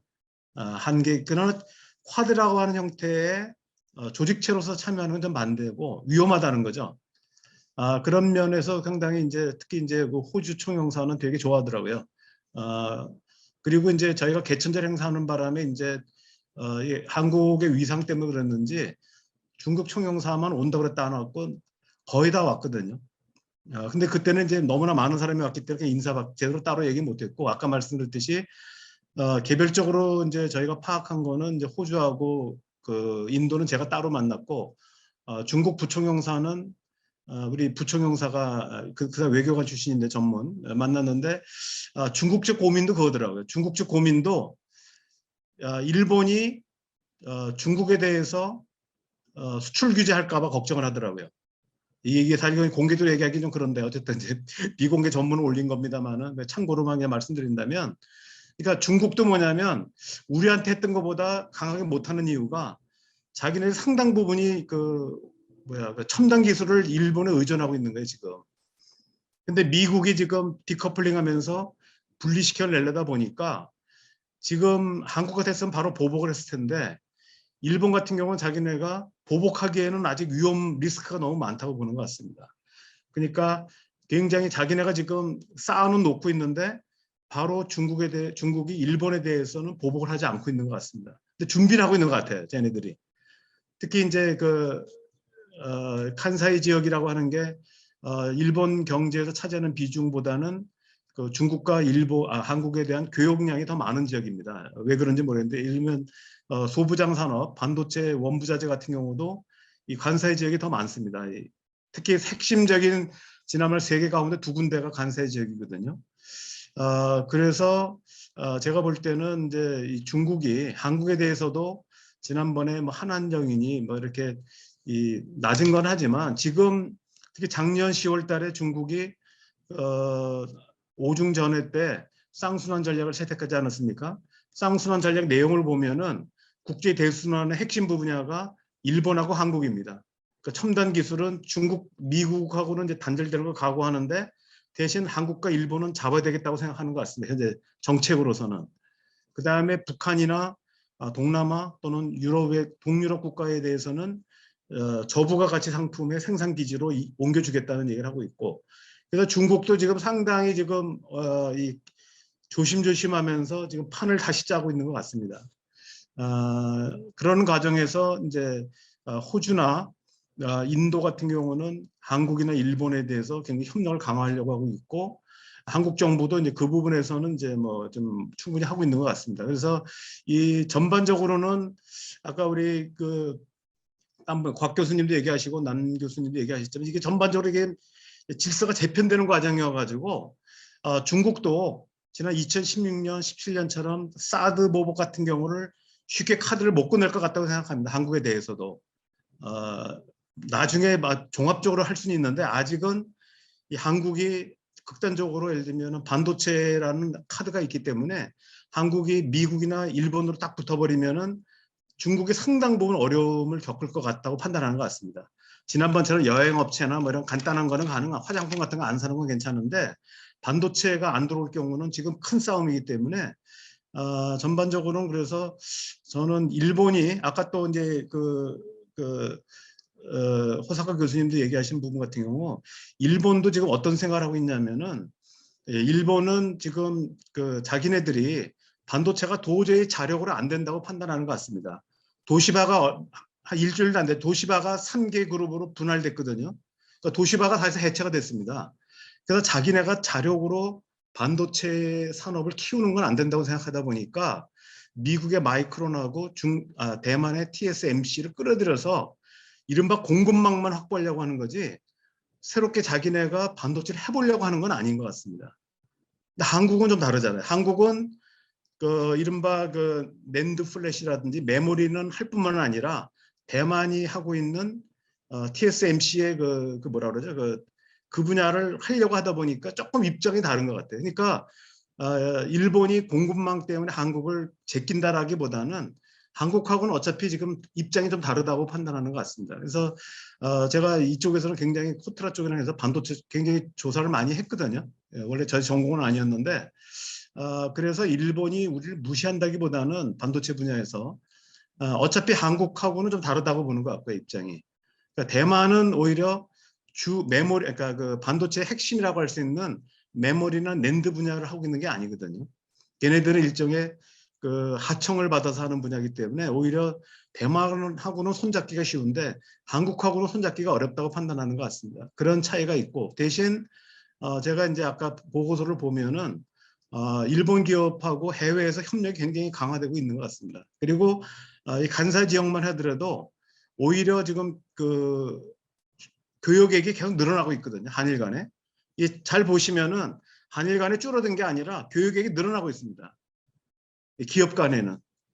그래서 이런 부분들이 정부와 정부 간의 갈등에도 불구하고 굉장히 실제 기업 차원에서 협력은 늘고 있다는 부분. 그다음에 통계 안 잡히는 해외에서의 B2B, 비즈니스 관계가 늘어나고 있다는 게 좀 경제 분야에 하는 사람들의 얘기고요. 그래서 저는 그래서 이게 상당히 좀 저도 지금 헷갈리고 있는 부분이 아까 말씀드린 한반도 문제나 국제 무대에서 G7 이런 데서 일본이 반대하고 있거든요. 그럼 저도 뭐 잘 알고 있는데 그럼에도 불구하고 비즈니스 차원에서는 조금 흐름이 좀 다르다는 부분이고 그래서 저는 제가 이제 아까 소혜아 교수나 타다시는 바로 지난주에 또 봤기 때문에 계속 물어봤는데 김희아 교수, 소혜아 교수 얘기로는 한국은 보통 보수 진보가 30-30이고 중도파가 40%이기 때문에 이 국내 정치 싸움이 치열하다는 거죠.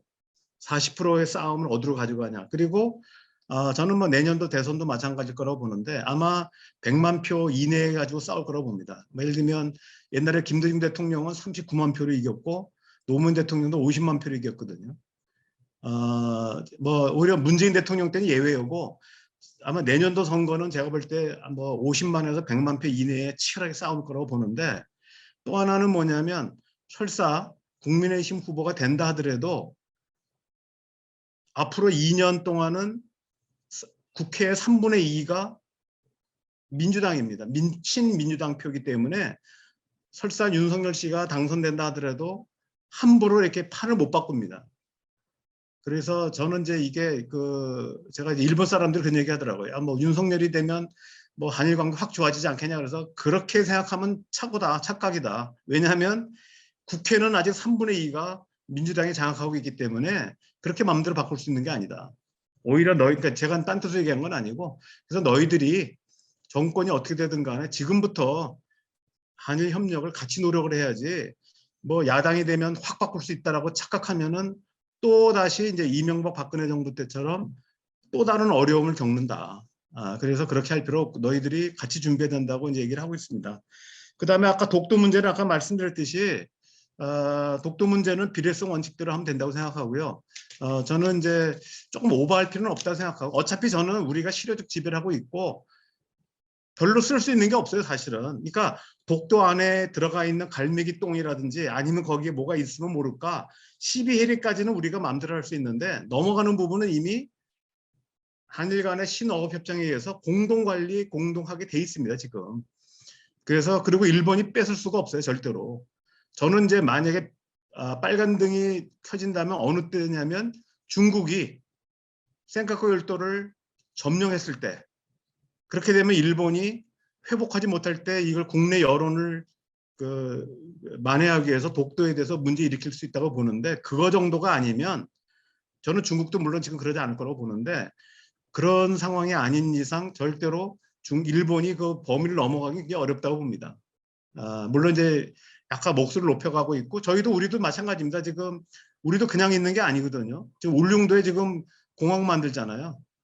공항을 만들게 되면은 우리가 만약에 독도에서 문제가 생기게 되면 바로 즉각 출동이 가능합니다. 그래서 군사적으로 아무 문제가 없고요. 그래서 저는 독도 문제에 대해서는 뭐 너무 고민 안 하셔도 되고, 공동관리 이런 얘기 했다가 옛날에 김태호 그 통일연구원장이 잘렸지 않았습니까?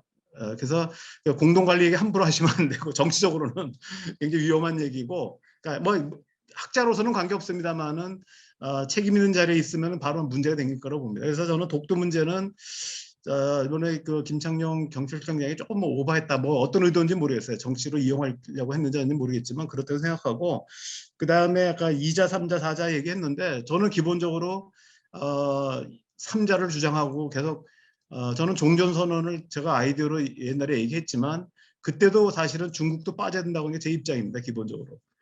우리 곽태환 이상장님이 좀 다른데, 저는 중국이 들어와도 복잡해진다. 그리고 제가 수학적으로 얘기한다면은 2차 방정식은 2항 정리만 하면 답이 나오는데, 3차 방정식만 해도 2차 방정식만 해도 근해 공식이 있잖아요. 3차 방정식도 복잡하긴 하지만 근해 공식이 있습니다. 3차 방정식 A, B, C를 넣으면 다 답이 나오거든요. 근데 4차부터는 근해 공식이 없습니다. 제가 이공계 출신이어서 잘 아는데, 그렇기 때문에 중국이 들어오면 벌써 복잡한데 여기 일본 들어오고 러시아 들어오면은 그건 거의 뭐 저는 안 된다고 생각합니다. 그래서 저는 중국도 저는 이제 그 2 플러스 2 플러스 4를 주장하는데, 일단 남북이 합의하고 북미가 합의한 이후에 최종적으로 국제법적으로 해결할 때 중국이 들어와요. 중국을 배제하자는 얘기는 아니지만 초기부터 들어오면 회방자가 된다, 중국도. 그래서 마지막에 들어야 한다는 게 제 입장인데, 뭐 이건 제가 뭐 끝까지 고집하는 건 아니고 현재 제 입장이 그렇다는 얘기입니다. 그래서 마지막 또 한 가지만 아까 말씀드린다면은, 아까 제가 아까도 말씀드린 남기정 교수님한테 제가 이제 많이 배워가지고 일본의 위반 사례 뭐 이런 얘기를 했던 거고, 제가 오기 전에도 제가 남기정 교수님한테 이제 자료가 그때 어디서 봤는데 어디 있었냐 해서 제가 그걸 가지고 지금 최근에 아까 호사카 규유지 교수님 얘기가 저는 100% 동의합니다. 그러니까 제가 일본 사람들하고 최근에 그래서 이제 점잖게, 제가 왜냐면 인사말하고 이런 처지여가지고 막 토론할 수는 없어서 만찬하고 할 때 이게 제가 이제 던지는데 거의 제가 이기거든요. 이긴다는 얘기가 뭐냐면 너희들이 위반했다, 그 다음에 국제법적인 얘기하고 하면은 대부분 끄덕끄덕합니다. 대부분 일본 학자들도 뭐 점잖게 받아줘서 그런 수도 있지만, 제가 학자들하고만 얘기하는 게 아니라 얼마 전에 산케이 신문하고도 제가 2시간 동안 인터뷰한 게 이제 기사화됐고, 뭐 요미우리 신문 뭐 이 사람들 계속 얘기를 하는, 오히려 제가 보수파 쪽이랑 많이 얘기하는데, 제가 차분하게 얘기하면은 이 사람들은 제가 어쨌든 뭐 점잖은 처지여서 그런지 몰라도 크게 반박을 안 하더라고요. 제 얘기가 맞다. 한국 정부가 그런 줄 몰랐다. 그리고 뭐 당신들이 프레임을 한국 정부는 친중이라고 얘기하는데 전혀 사실과 다르다. 그래서 제가 설명을 하거든요. 그러면 아, 제가 처음 들었다. 듣고 보니까 그런 것 같다. 이런 얘기를 많이 합니다. 지난번에 요미우리 그 오사카 대표, 본사 대표하고도 얘기를 했었는데, 그래서 저는 사실은 이제 호사카 교수님이 얘기하시는 게 맞다고 보는데, 다만 이제 뭐냐면 그것만 하게 되면 이제 싸우러 가는 거기 때문에 제가 그렇게는 안 하고 협력 얘기를 많이 합니다. 기본은 협력을 얘기하고, 그러나 이견 부분들, 아까 추기를 말씀드렸는데 이견 얘기에 대한 부분 얘기하고, 그다음에 이제 독도 문제 얘기하면은 야, 그건 어차피 그 영토 문제는 일본도 양보할 거고 우리도 양보할 거니까 그런 얘기는 좀 나중에 하자. 지금 우리 대화의 주제에서 빼자 이런 얘기합니다. 아까 말한 이제 존의인데, 그리고는 제가 이제 뭐 그 납치자 문제에 대해서는 이제 이장희 교수님이 그걸 왜 우리가 하냐라고 하지만 저도 그렇게 생각을 했는데, 일본 사람 만나면 거의 뭐 그 얘기를 하는데 뭐 그 얘기를 안 해가지고는 그 좋은 얘기를 할 수가 없어요. 그래서 일본 얘기하면 우리도 납치 문제 관심 있다. 인도 문제니까 우리도 뭐 하자 이렇게 해서 얘기를 합니다. 근데 그거는 그게 옳고 그르고 떠나서 뭐 북한에서 얘기하듯이 뭐 너희들이 더 많이 납치해 놓고 왜 무슨 소리 하냐라고 하지만, 어쨌든 이제 대화를 풀려고 하는 입장에서 본다면 일본 사람들이 납치 문제 얘기할 때는 제가 다 들어줍니다. 다 들어주고 그래야 이해한다. 그런 문제에 대해서는 해결해야 된다. 그리고 한국 정부가 얼마나 일본인 납치 문제에 대해서 북한을 만났을 때 협조적이었느냐에 대해서 설명을 합니다. 설명을 하고 문재인 대통령이 만났을 때도 얘기했고, 그 서훈 안보실장이 국정원장이었을 때도 북한에 가서 그 얘기를 많이 했다. 그러면은 나중에 뭐 자기네들이 뭐 그런 줄 몰랐는데 고맙다 이런 얘기 합니다. 그러니까 그 얘기는 이제 뭐 우리 학자로서 얘기하고 전문가 얘기하는 거는 관계 없는데, 제 입장에서는 이제 일본이 납치 얘기할 때는 다 같이 받아주고 호응하고 얘기하는 거에 대해서는 또 이해하셔야 된다고 생각을 하는 거고, 전체적으로는 이제 아까 아까 우리 남기정 교수님의 기후 변동 트랙이라든지 역사 트랙 이 부분은 동의합니다. 그리고 사실 그런 면에서는 98년도 김대중 오부치 선언에 보면은 거기에 따라서 이제 한일 역사 공동위원회가 만들어졌잖아요. 그리고 현안을 다루기 위해서 한일 포럼을 만들었거든요. 저는 이런 게 만들어진다고 생각하고, 김야 다다시 교수랑 만나서 보니까 우리 뭐 진창수 박사랑 해가지고 뭐 이렇게 한일 현자회의라는 게 만들었다고 그러더라고요.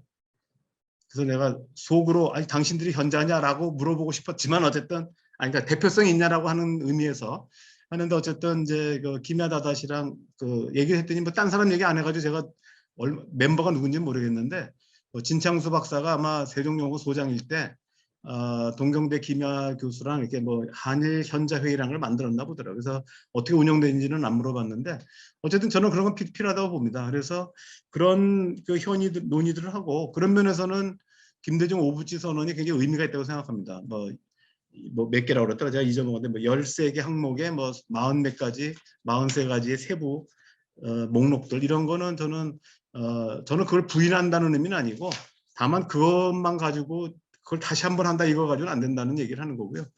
그런 면에서는 뭐 오늘 좋은 얘기 많이 해주셨는데, 그걸 바탕으로 조금 더 보완하고 해서 좀 세련되게 해서 일본 측을 좀 설득하고, 또 이제 뭐 아시겠지만 이게 일본만의 문제는 아니라 우리 한국 내에서도, 아까 우리 길 부장님이 아까 잠깐 그 시작하기 전에 얘기하셨지만, 이 조금만 표현 잘못하면은 국내적으로 엄청 공격을 받거든요. 그래서 저도 그걸 잘 알기 때문에 제가 그동안에는 뭐 일본 문제 전문가로 활동 안 했기 때문에 뭐 제가 생각이 있어도 일부러 얘기 안 하는 게, 제 생각 얘기하면 또 제가 엄청 공격을 받을 수도 있는, 저도 굉장히 현실주의자이기 때문에 어려움이 있다는 건 충분히 압니다. 그래서 특히 호사카 유이지 교수님 이제 그 여기서도 이게 한일 간의 현안이 있을 때는 이제 누구야 김어준의 뉴스공에 나오시는 걸 알기 때문에 가끔 이렇게 틀어봐 잘 듣습니다. 그래서 상당히 도움이 많이 받고, 그리고 이제 아무래도 제가 이게 이제 신문이나 또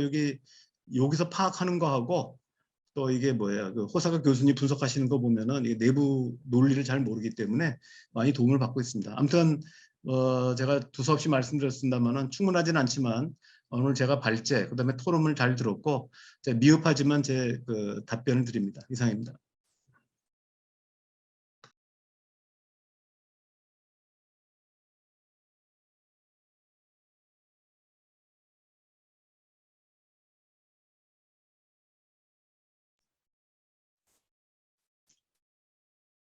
스피커를 켜주세요. 스피커 교수님 안 들리는데. 안 들려요? 다시 해주세요. 다시. 예. 다시 말씀. 안 들려요? 들립니다, 이제. 오케이.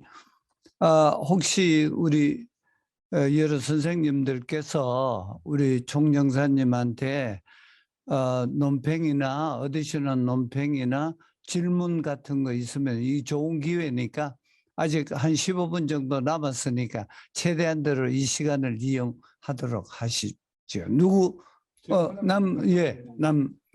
남 교수님. 예.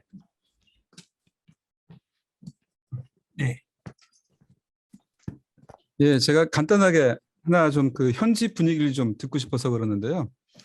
그 제가 뭐 또 최근에 이제 많이 그 주장하고 있는 거는 이 세계지수 대전환이라고 하는 게 또 있고, 그게 이제 그 이 지정학적인 의미에서의 대전환도 있고, 아까 제가 말씀드린 새로운 이 층이라고 하는 것도 등장하고 있고, 또 그러한 그 커다란 배경 속에서 한일 관계도 지금까지와는 다른 한일 관계가 조금씩 보이는 것 같아요. 그 얘기는 뭐냐면은 도쿄의 그 40대 이상의 남자들이 보는 한국, 또는 서울의 40대 남자들이 보는 일본과 달리 지방의 여성, 청소년들 사이에서의 한일 관계는 굉장히 다른 것 같다. 특히 이제 뭐 SNS나 뭐 유튜브 같은 것도 요즘에 보면은 그런데, 과거 한 반년 정도만 전에도 유튜브를 틀어서 한일 이렇게 넣으면은 거의 뭐 그냥 그 뭐 한일 넣으면 그렇고 닉강 넣으면은 굉장히 상대방에 대해서 그냥 험한 얘기들을 하는 그런 것들이 굉장히 많았거든요. 그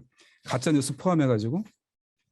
근데 요즘에 들어가면은 좀 약간 다르더라고요. 그래서 이게 조금씩 그 상대방을 이해하려고 하는 그런 거라든지, 아니면은 잔잔하게 이렇게 평소에 한일 커플 뭐 이렇게 이런 사람들에게 일상을 얘기해 주는 거라든지. 근데 그런데 굉장히 많은 사람들이 몰리고 있고 커뮤니티 같은 게 형성돼 있고 그러더라고요.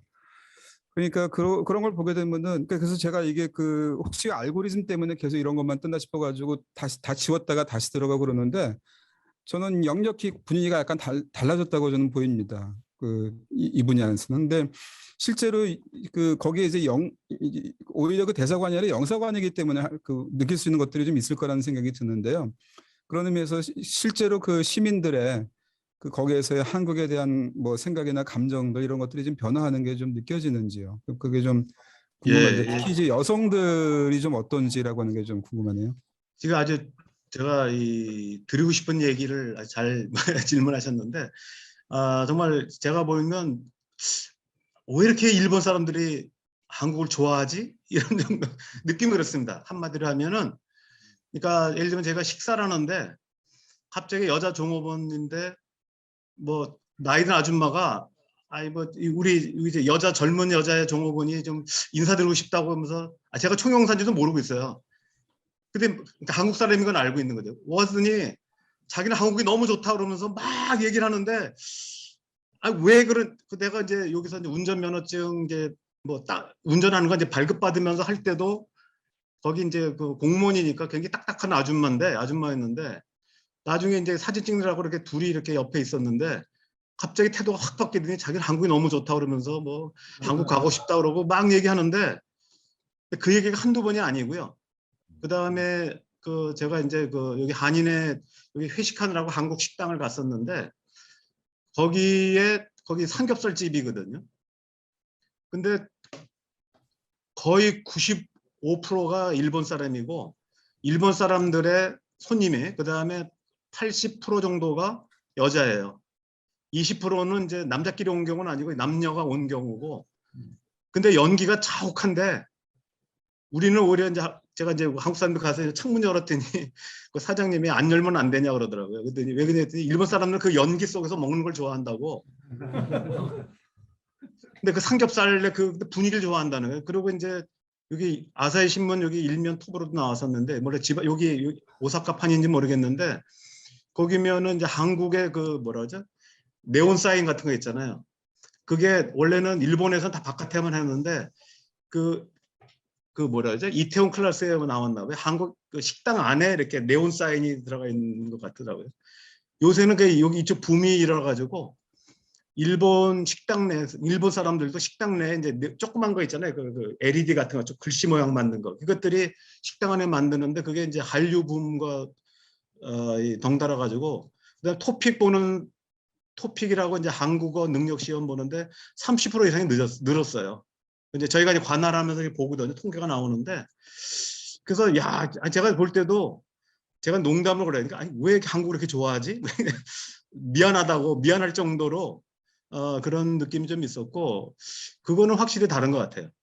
그리고 이제 사실 오늘 제가 오전에 뭐가 있었냐면 교토에서 한일 대학생 문화 포럼이 있었습니다. 그래서 이제 5개 조를 해가지고 한일 학생들이 현안을 가지고 한 달 전부터 주제를 같이 해가지고 발표하는 행사였는데 원래는 제가 이제 첫 번째 섹션까지 오려고 했는데 지금 여기가 좀 그 코로나가 진정되면서 그 교토 쪽에 교통이 엄청 막혀가지고 전반적으로 관광객이 늘어나가지고 그래서 제가 늦을까봐 이제 그냥 인사말만 하고 그냥 그 오전 행사만 하고 제가 점심만 먹고 왔는데 거기 이제 좀 듣고 싶었는데 어쨌든 뭐 징용공 문제 거기 표현 그대로 하면 한일 징용공 문제도 주제 하나 들어가 있었고 뭐 한류에 대한 얘기도 있고 그랬는데 대학생들이 어울려 가지고 한일 현안에 대해서 논의하는 그런 분위기였어요. 그래서 저는 굉장히 좀 미래가 밝다는 생각을 좀 굉장히 많이 좀 했어요. 아까 제가 통계에도 잠깐 그 소개해드렸지만 뭐 제가 만든 통계는 아니지만 소개만 드렸지만 일본 내 분위기 확실히 달라졌고 그 다음에 아까 산케이 신문 그 저 인터뷰했던 그 편집국장이랑 그 기자가 있는데 기자가 여자분이었는데 이분도 자기가 한국이 너무 좋아가지고 자기는 요새 저를 뭘 보냐 그러더라고요 드라마. 그래서 뭐 갯마을 차차차 봤냐 그래가지고 살짝 안 봤나 그러니까 저희 집사람 할 때 보는 거 봤는데 제가 안 봤거든요. 그래서 그저 보려고 하고 있다 그랬더니 너무 재밌다고 그러면서 그러니까 오징어 게임서부터 뭐 거의 다 본 겁니다. 근데 제가 사실은 그 문화적으로는 그 아무튼 이 사람들이 느끼는 부분들 특히 여성들은 뭐 40대까지도 거의 열렬 팬들이 많고요. 아마 그 한류 1세대들인 것 같은데 20대까지 10대 그다음에 그 코리아 인터내셔널 스쿨이라고 이제 KIS라고 하나 만들어진 게 있는데 좀 거기서도 보면은 K-팝 학과를 올 봄에 만들었습니다. 근데 20명이 이제 찾는데 20명이 다 일본 학생들이에요.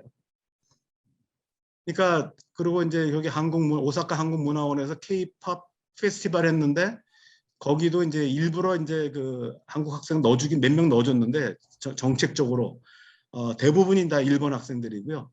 그래서 일본에 여기 뭐 댄스 교실 같은 게 있는데 그게 다 그 K-팝 교실로 다 바꿨다고 합니다. 전반적으로 그러니까 일반적인 K-팝이 바뀌고 그래서 뭐 제가 너무 길어졌습니다만은 전체적으로 보면 굉장히 분위기가 그래서 그 소혜아 교수도 그 얘기를 하더라고요. 자기가 그 지금은 나고야에 계시는데 거기서도 한류 붐이 굉장하다. 그래서 제가 볼 때는 굉장히 긍정적 요소로 볼 것 같다. 이런 얘기를 하고 그래서 좀 더 그런 부분을 잘 활용하면은 이게 뭐 저는 장기에다가 넣긴 했는데 단기, 중기, 장기에 걸쳐서 한일 관계를 바꾸는데 큰 힘이 되지 않을까 이런 생각을 합니다.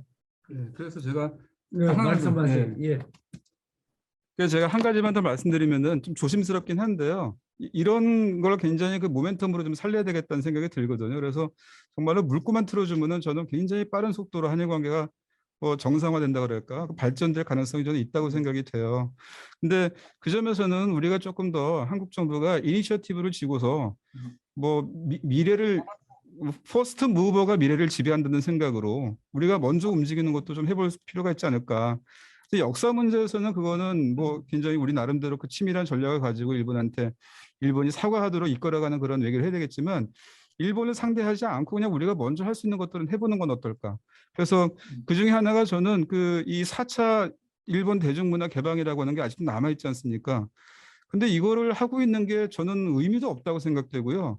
어떻게 보면 약간 좀 부끄러운 일이라고 생각됩니다. 아까 뭐 G7 얘기도 하고 있고 D10, T10 이런 나라인데 이미 세계에서 그런 정도의 그 위상을 가지고 있는 나라가 어떤 한 나라에 대해서만큼은 절대로 그거는 뭐 지상파에서 뭐 노래도 못 듣는다, 드라마도 못 본다 이런 게 어디에 있을까?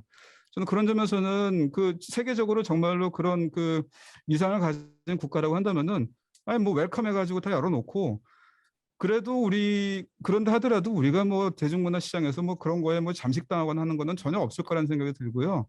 오히려 뭔가 이렇게 시너지 효과를 만들어내면서 우리가 더 도약할 수 있는 그런 기계도 만들 수 있을 거라는 생각이 들고, 일본이 계속 그런 식으로 지금 뭐 이 비자 문제 만들어 놓고 무슨 뭐 서류를 갖다가 뭐 30몇 가지 갖다 준비해라 뭐 이런 식으로 해가지고 비관세 장벽 비슷하게 뭐 이렇게 만들어 놓는 그러한 장벽이라고 하는 게 일본에서 만든다고 한다면은, 우리는 뭐 이제 뭐 저 방역 문제는 좀 조심해야 되겠지만은, 방역에서 만일에 가능성이 있다고 한다면은 언제든지 한국에 오라고 가능한 이렇게 저 장벽을 낮춰가지고 그 오고 싶은 사람들 다 오라 그래가지고 한국에서 큰 콘서트도 열고 그래가지고 거기서 어울리게 만들어주고, 그런 상상력을 한번 발휘해봤으면 좋겠다는 생각이 듭니다. 우리 외교가요. 예, 한 가지 제가 아까 좀 장황해서 빼짓긴 했는데, 지금 이제 한일 관계가 좋았을 때가 이제 2018년까지인데, 그때 관광객이 한국 관광객이 일본에 간 게 730만 명이 그렇고, 일본 관광객이 한국 온 게 295만 명인가 1000만 명이 넘었거든요. 근데 지금 분위기로 보면 그저께 이제 통계 조사한 거 보니까 한국인이 가고 싶은 여행지 1위가 하와이고 2위가 호주고 3위가 뭐 독일이고 뭐 이렇게 쭉 했는데 일본이 안 끼더라고요. 근데 일본 쪽을 해보면은 거의 1위가 한국이에요. 그래서 지난번에 그 중앙일보 특파원이 어디 쓴 걸 봤는데, 아마 이 코로나가 진정돼서 개방을 하면은 아마 5대5가 될 것 같다 얘기를 하더라고요. 그다음에 지금은 한국에서 젊은이들은 누가 일본 못 가서 뭐 안달하지 않는데, 일본에서 한국 못 와가지고 난리 났거든요. 지난주에 코트라에서 저걸 했어요. 이제 그 아시아나항공 후원받아가지고 아시아나 기내식 시식 대회를 했는데 20대 1이 모였다. 그러니까 한국 가고 싶은데 저게 안 되니까, 그러니까 코트라가 이제 주관하고 아시아나항공이 이제 돈은 대고 해서, 그러니까 기내식처럼 해가지고 먹는데 20대 1로 할 정도고, 그다음에 지난번에 그 뭐죠? 고독한 식객인가 뭔가 있잖아요. 그거 하는데 지금 지난 여름에 삼겹살 대회를 했는데 일본인들이 엄청나게 몰려와가지고, 그래서 이게 제가 볼 때도 아까도 말씀했지만 왜 이렇게 좋아하지? 제가 볼 때도 이해가 안 가는데 좋대요. 그래서 제가 아까 지금 남 교수님 얘기한 거 저는 전적으로 지지하는데, 오히려 방역 문제 같은 경우 우리가 조심은 해야 되지만 과감하게 비자나 이런 거를 낮춰가지고, 우리 지금 상호주의거든. 지금은 철저하게 일본이 강하면 우리도 안 해주고 우리가 강하면 일본도 안 해주고 그러는데, 그러지 말고 우리가 조금 한 발 먼저 해가지고 좀 풀어주면은 저는 일본에서 본물처럼 쏟아질 거라고 보거든요. 그래서 저는 그런 문제들이, 그리고 그 부분들이 영향을 많이 미치는데, 제가 아까 그 말씀드렸나 모르겠는데 그 소혜 교수 말은 그러더라고요. 그러니까 아까 우리가 이제 중도층이 40%인데 일본은 자민당 지지층이 30%, 아주 철저 반대하는 게 20%고 그 중도층이 50%이기 때문에 좀 자민당 정책은 뭐냐면 50%의 반만 먹는 정책이라는 거예요. 반만 먹어도 50의 반이면 25에다가 고정 지지층 30하면 55이기 때문에, 그래서 얘네들이 이제 자민당 장기 정권이 되기 때문에, 그러니까 우리랑은 좀 다른 건 사실이지만, 그래서 이 30%, 20%를 늘려야 된다. 그러니까 뭐 자민당의 또는 중도층의 50%에서 자민당으로 가지 않게 해야 되는데, 문제는 민주당이 형편없고 또 한국이 자꾸 빌미를 준다 뭐 이런 얘기를 하더라고요. 그래서 저는 그런 부분에서는 조금 더 아까 굉장히 좋은 말씀인 것 같아요. 그러니까 조금 이니셔티브를 잡고 하면은, 우리가 먼저 조금 풀면은, 그리고 아까도 말씀드리지만 이제 일본 국민들은 그 정서적으로 굉장히 한국하고 친밀감을 많이 느끼는 것 같습니다. 여론조사한 것도 그렇고. 그래서 뭐 이념적으로 굳은 사람은 어쩔 수 없지만 그렇지 않은 분들은 좀 하면은 저는 이게 돌파구가 될 수 있다 생각하고, 저는 그게 다음에 어떤 정부가 들었었던 간에 한국에서 좀 문재인 정부가 조금 더 먼저 해줬으면 좋겠고, 안 되면 차기 정부가 조기에 그런 그 이니셔티브를 잡고 나간다면은 굉장히 한일 관계가 좋아지고, 저는 한일 관계가 좋아지면은 협력 범위가 넓어지면은 사실 갈등 요소들은 제가 원래 얘기가 그 얘기거든요. 그러니까 협력 범위가 넓어지면은 갈등이 해결이 안 돼도 상대적으로 줄어들거든요, 비중이. 그리고 거기서 약간 봉합을 좀 하면은 저는 굉장히 부차화된다고 봅니다, 갈등 문제가. 그렇게 되면은 제가 오면서부터 계속 여기 이제 제가 한국에서 고민했던 게 그건데, 분모를 넓히면은 분자가 그대로 있어도 분모가 넓어지면은 전체 값은 떨어지기 때문에, 갈등 지수는 떨어지기 때문에, 거기다가 이제 그 분자 자체도 좀 줄이는 노력을 한다. 그게 이제 축인데, 저는 그렇게 되면은 한일 관계는 뭐 통상적인 갈등 수준으로 갈 수 있다. 그러면은 충분히 갈등 관리할 수 있는 수준으로 보거든요. 그 이상입니다. 마이크 좀. 네.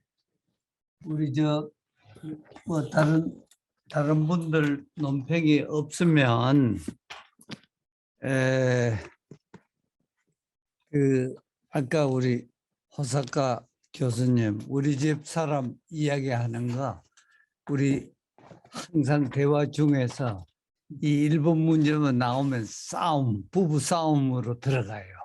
내가 보는 시각하고 틀리니까. 그런데 우리 집 사람은 역시 그 정치학자인데 석사 갖고 있고 대학 교수로서 은퇴하신 분인데 박사 논문을 못 쓰고 그냥 은퇴했는데 세대 교체가 20년만 되면 세대 교체가 된대요. 우리 집 사람 이야기는.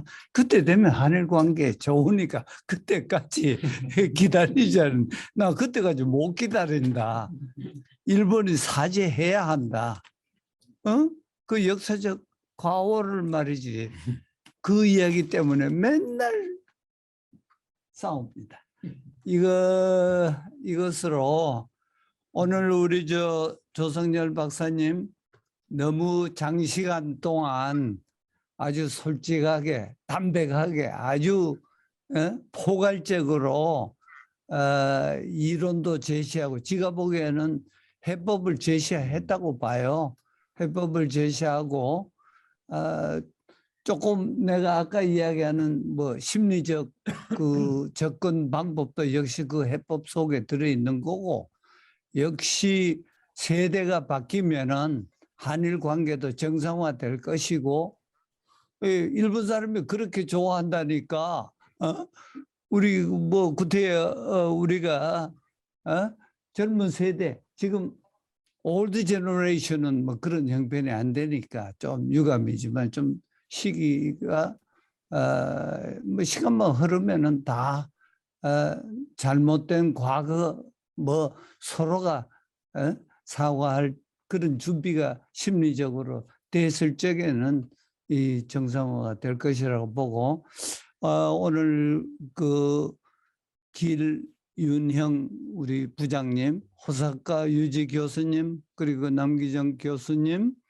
그 다음에 이장희 교수님 우리 토론자로 참 수준 높은 토론을 해주셔서 감사드리고 저 일본에 계시는 오사카에 계시는 내가 가장 좋아하는 우리 젊은 정치학자 조성열 박사님한테 진심으로 감사드립니다.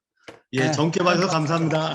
예, 예, 건강하시고. 예, 나중에 또 뵙겠습니다. 또 봐요. 예, 예. 자, 나가겠습니다. 수고하셨습니다. 수고하셨습니다. 감사합니다.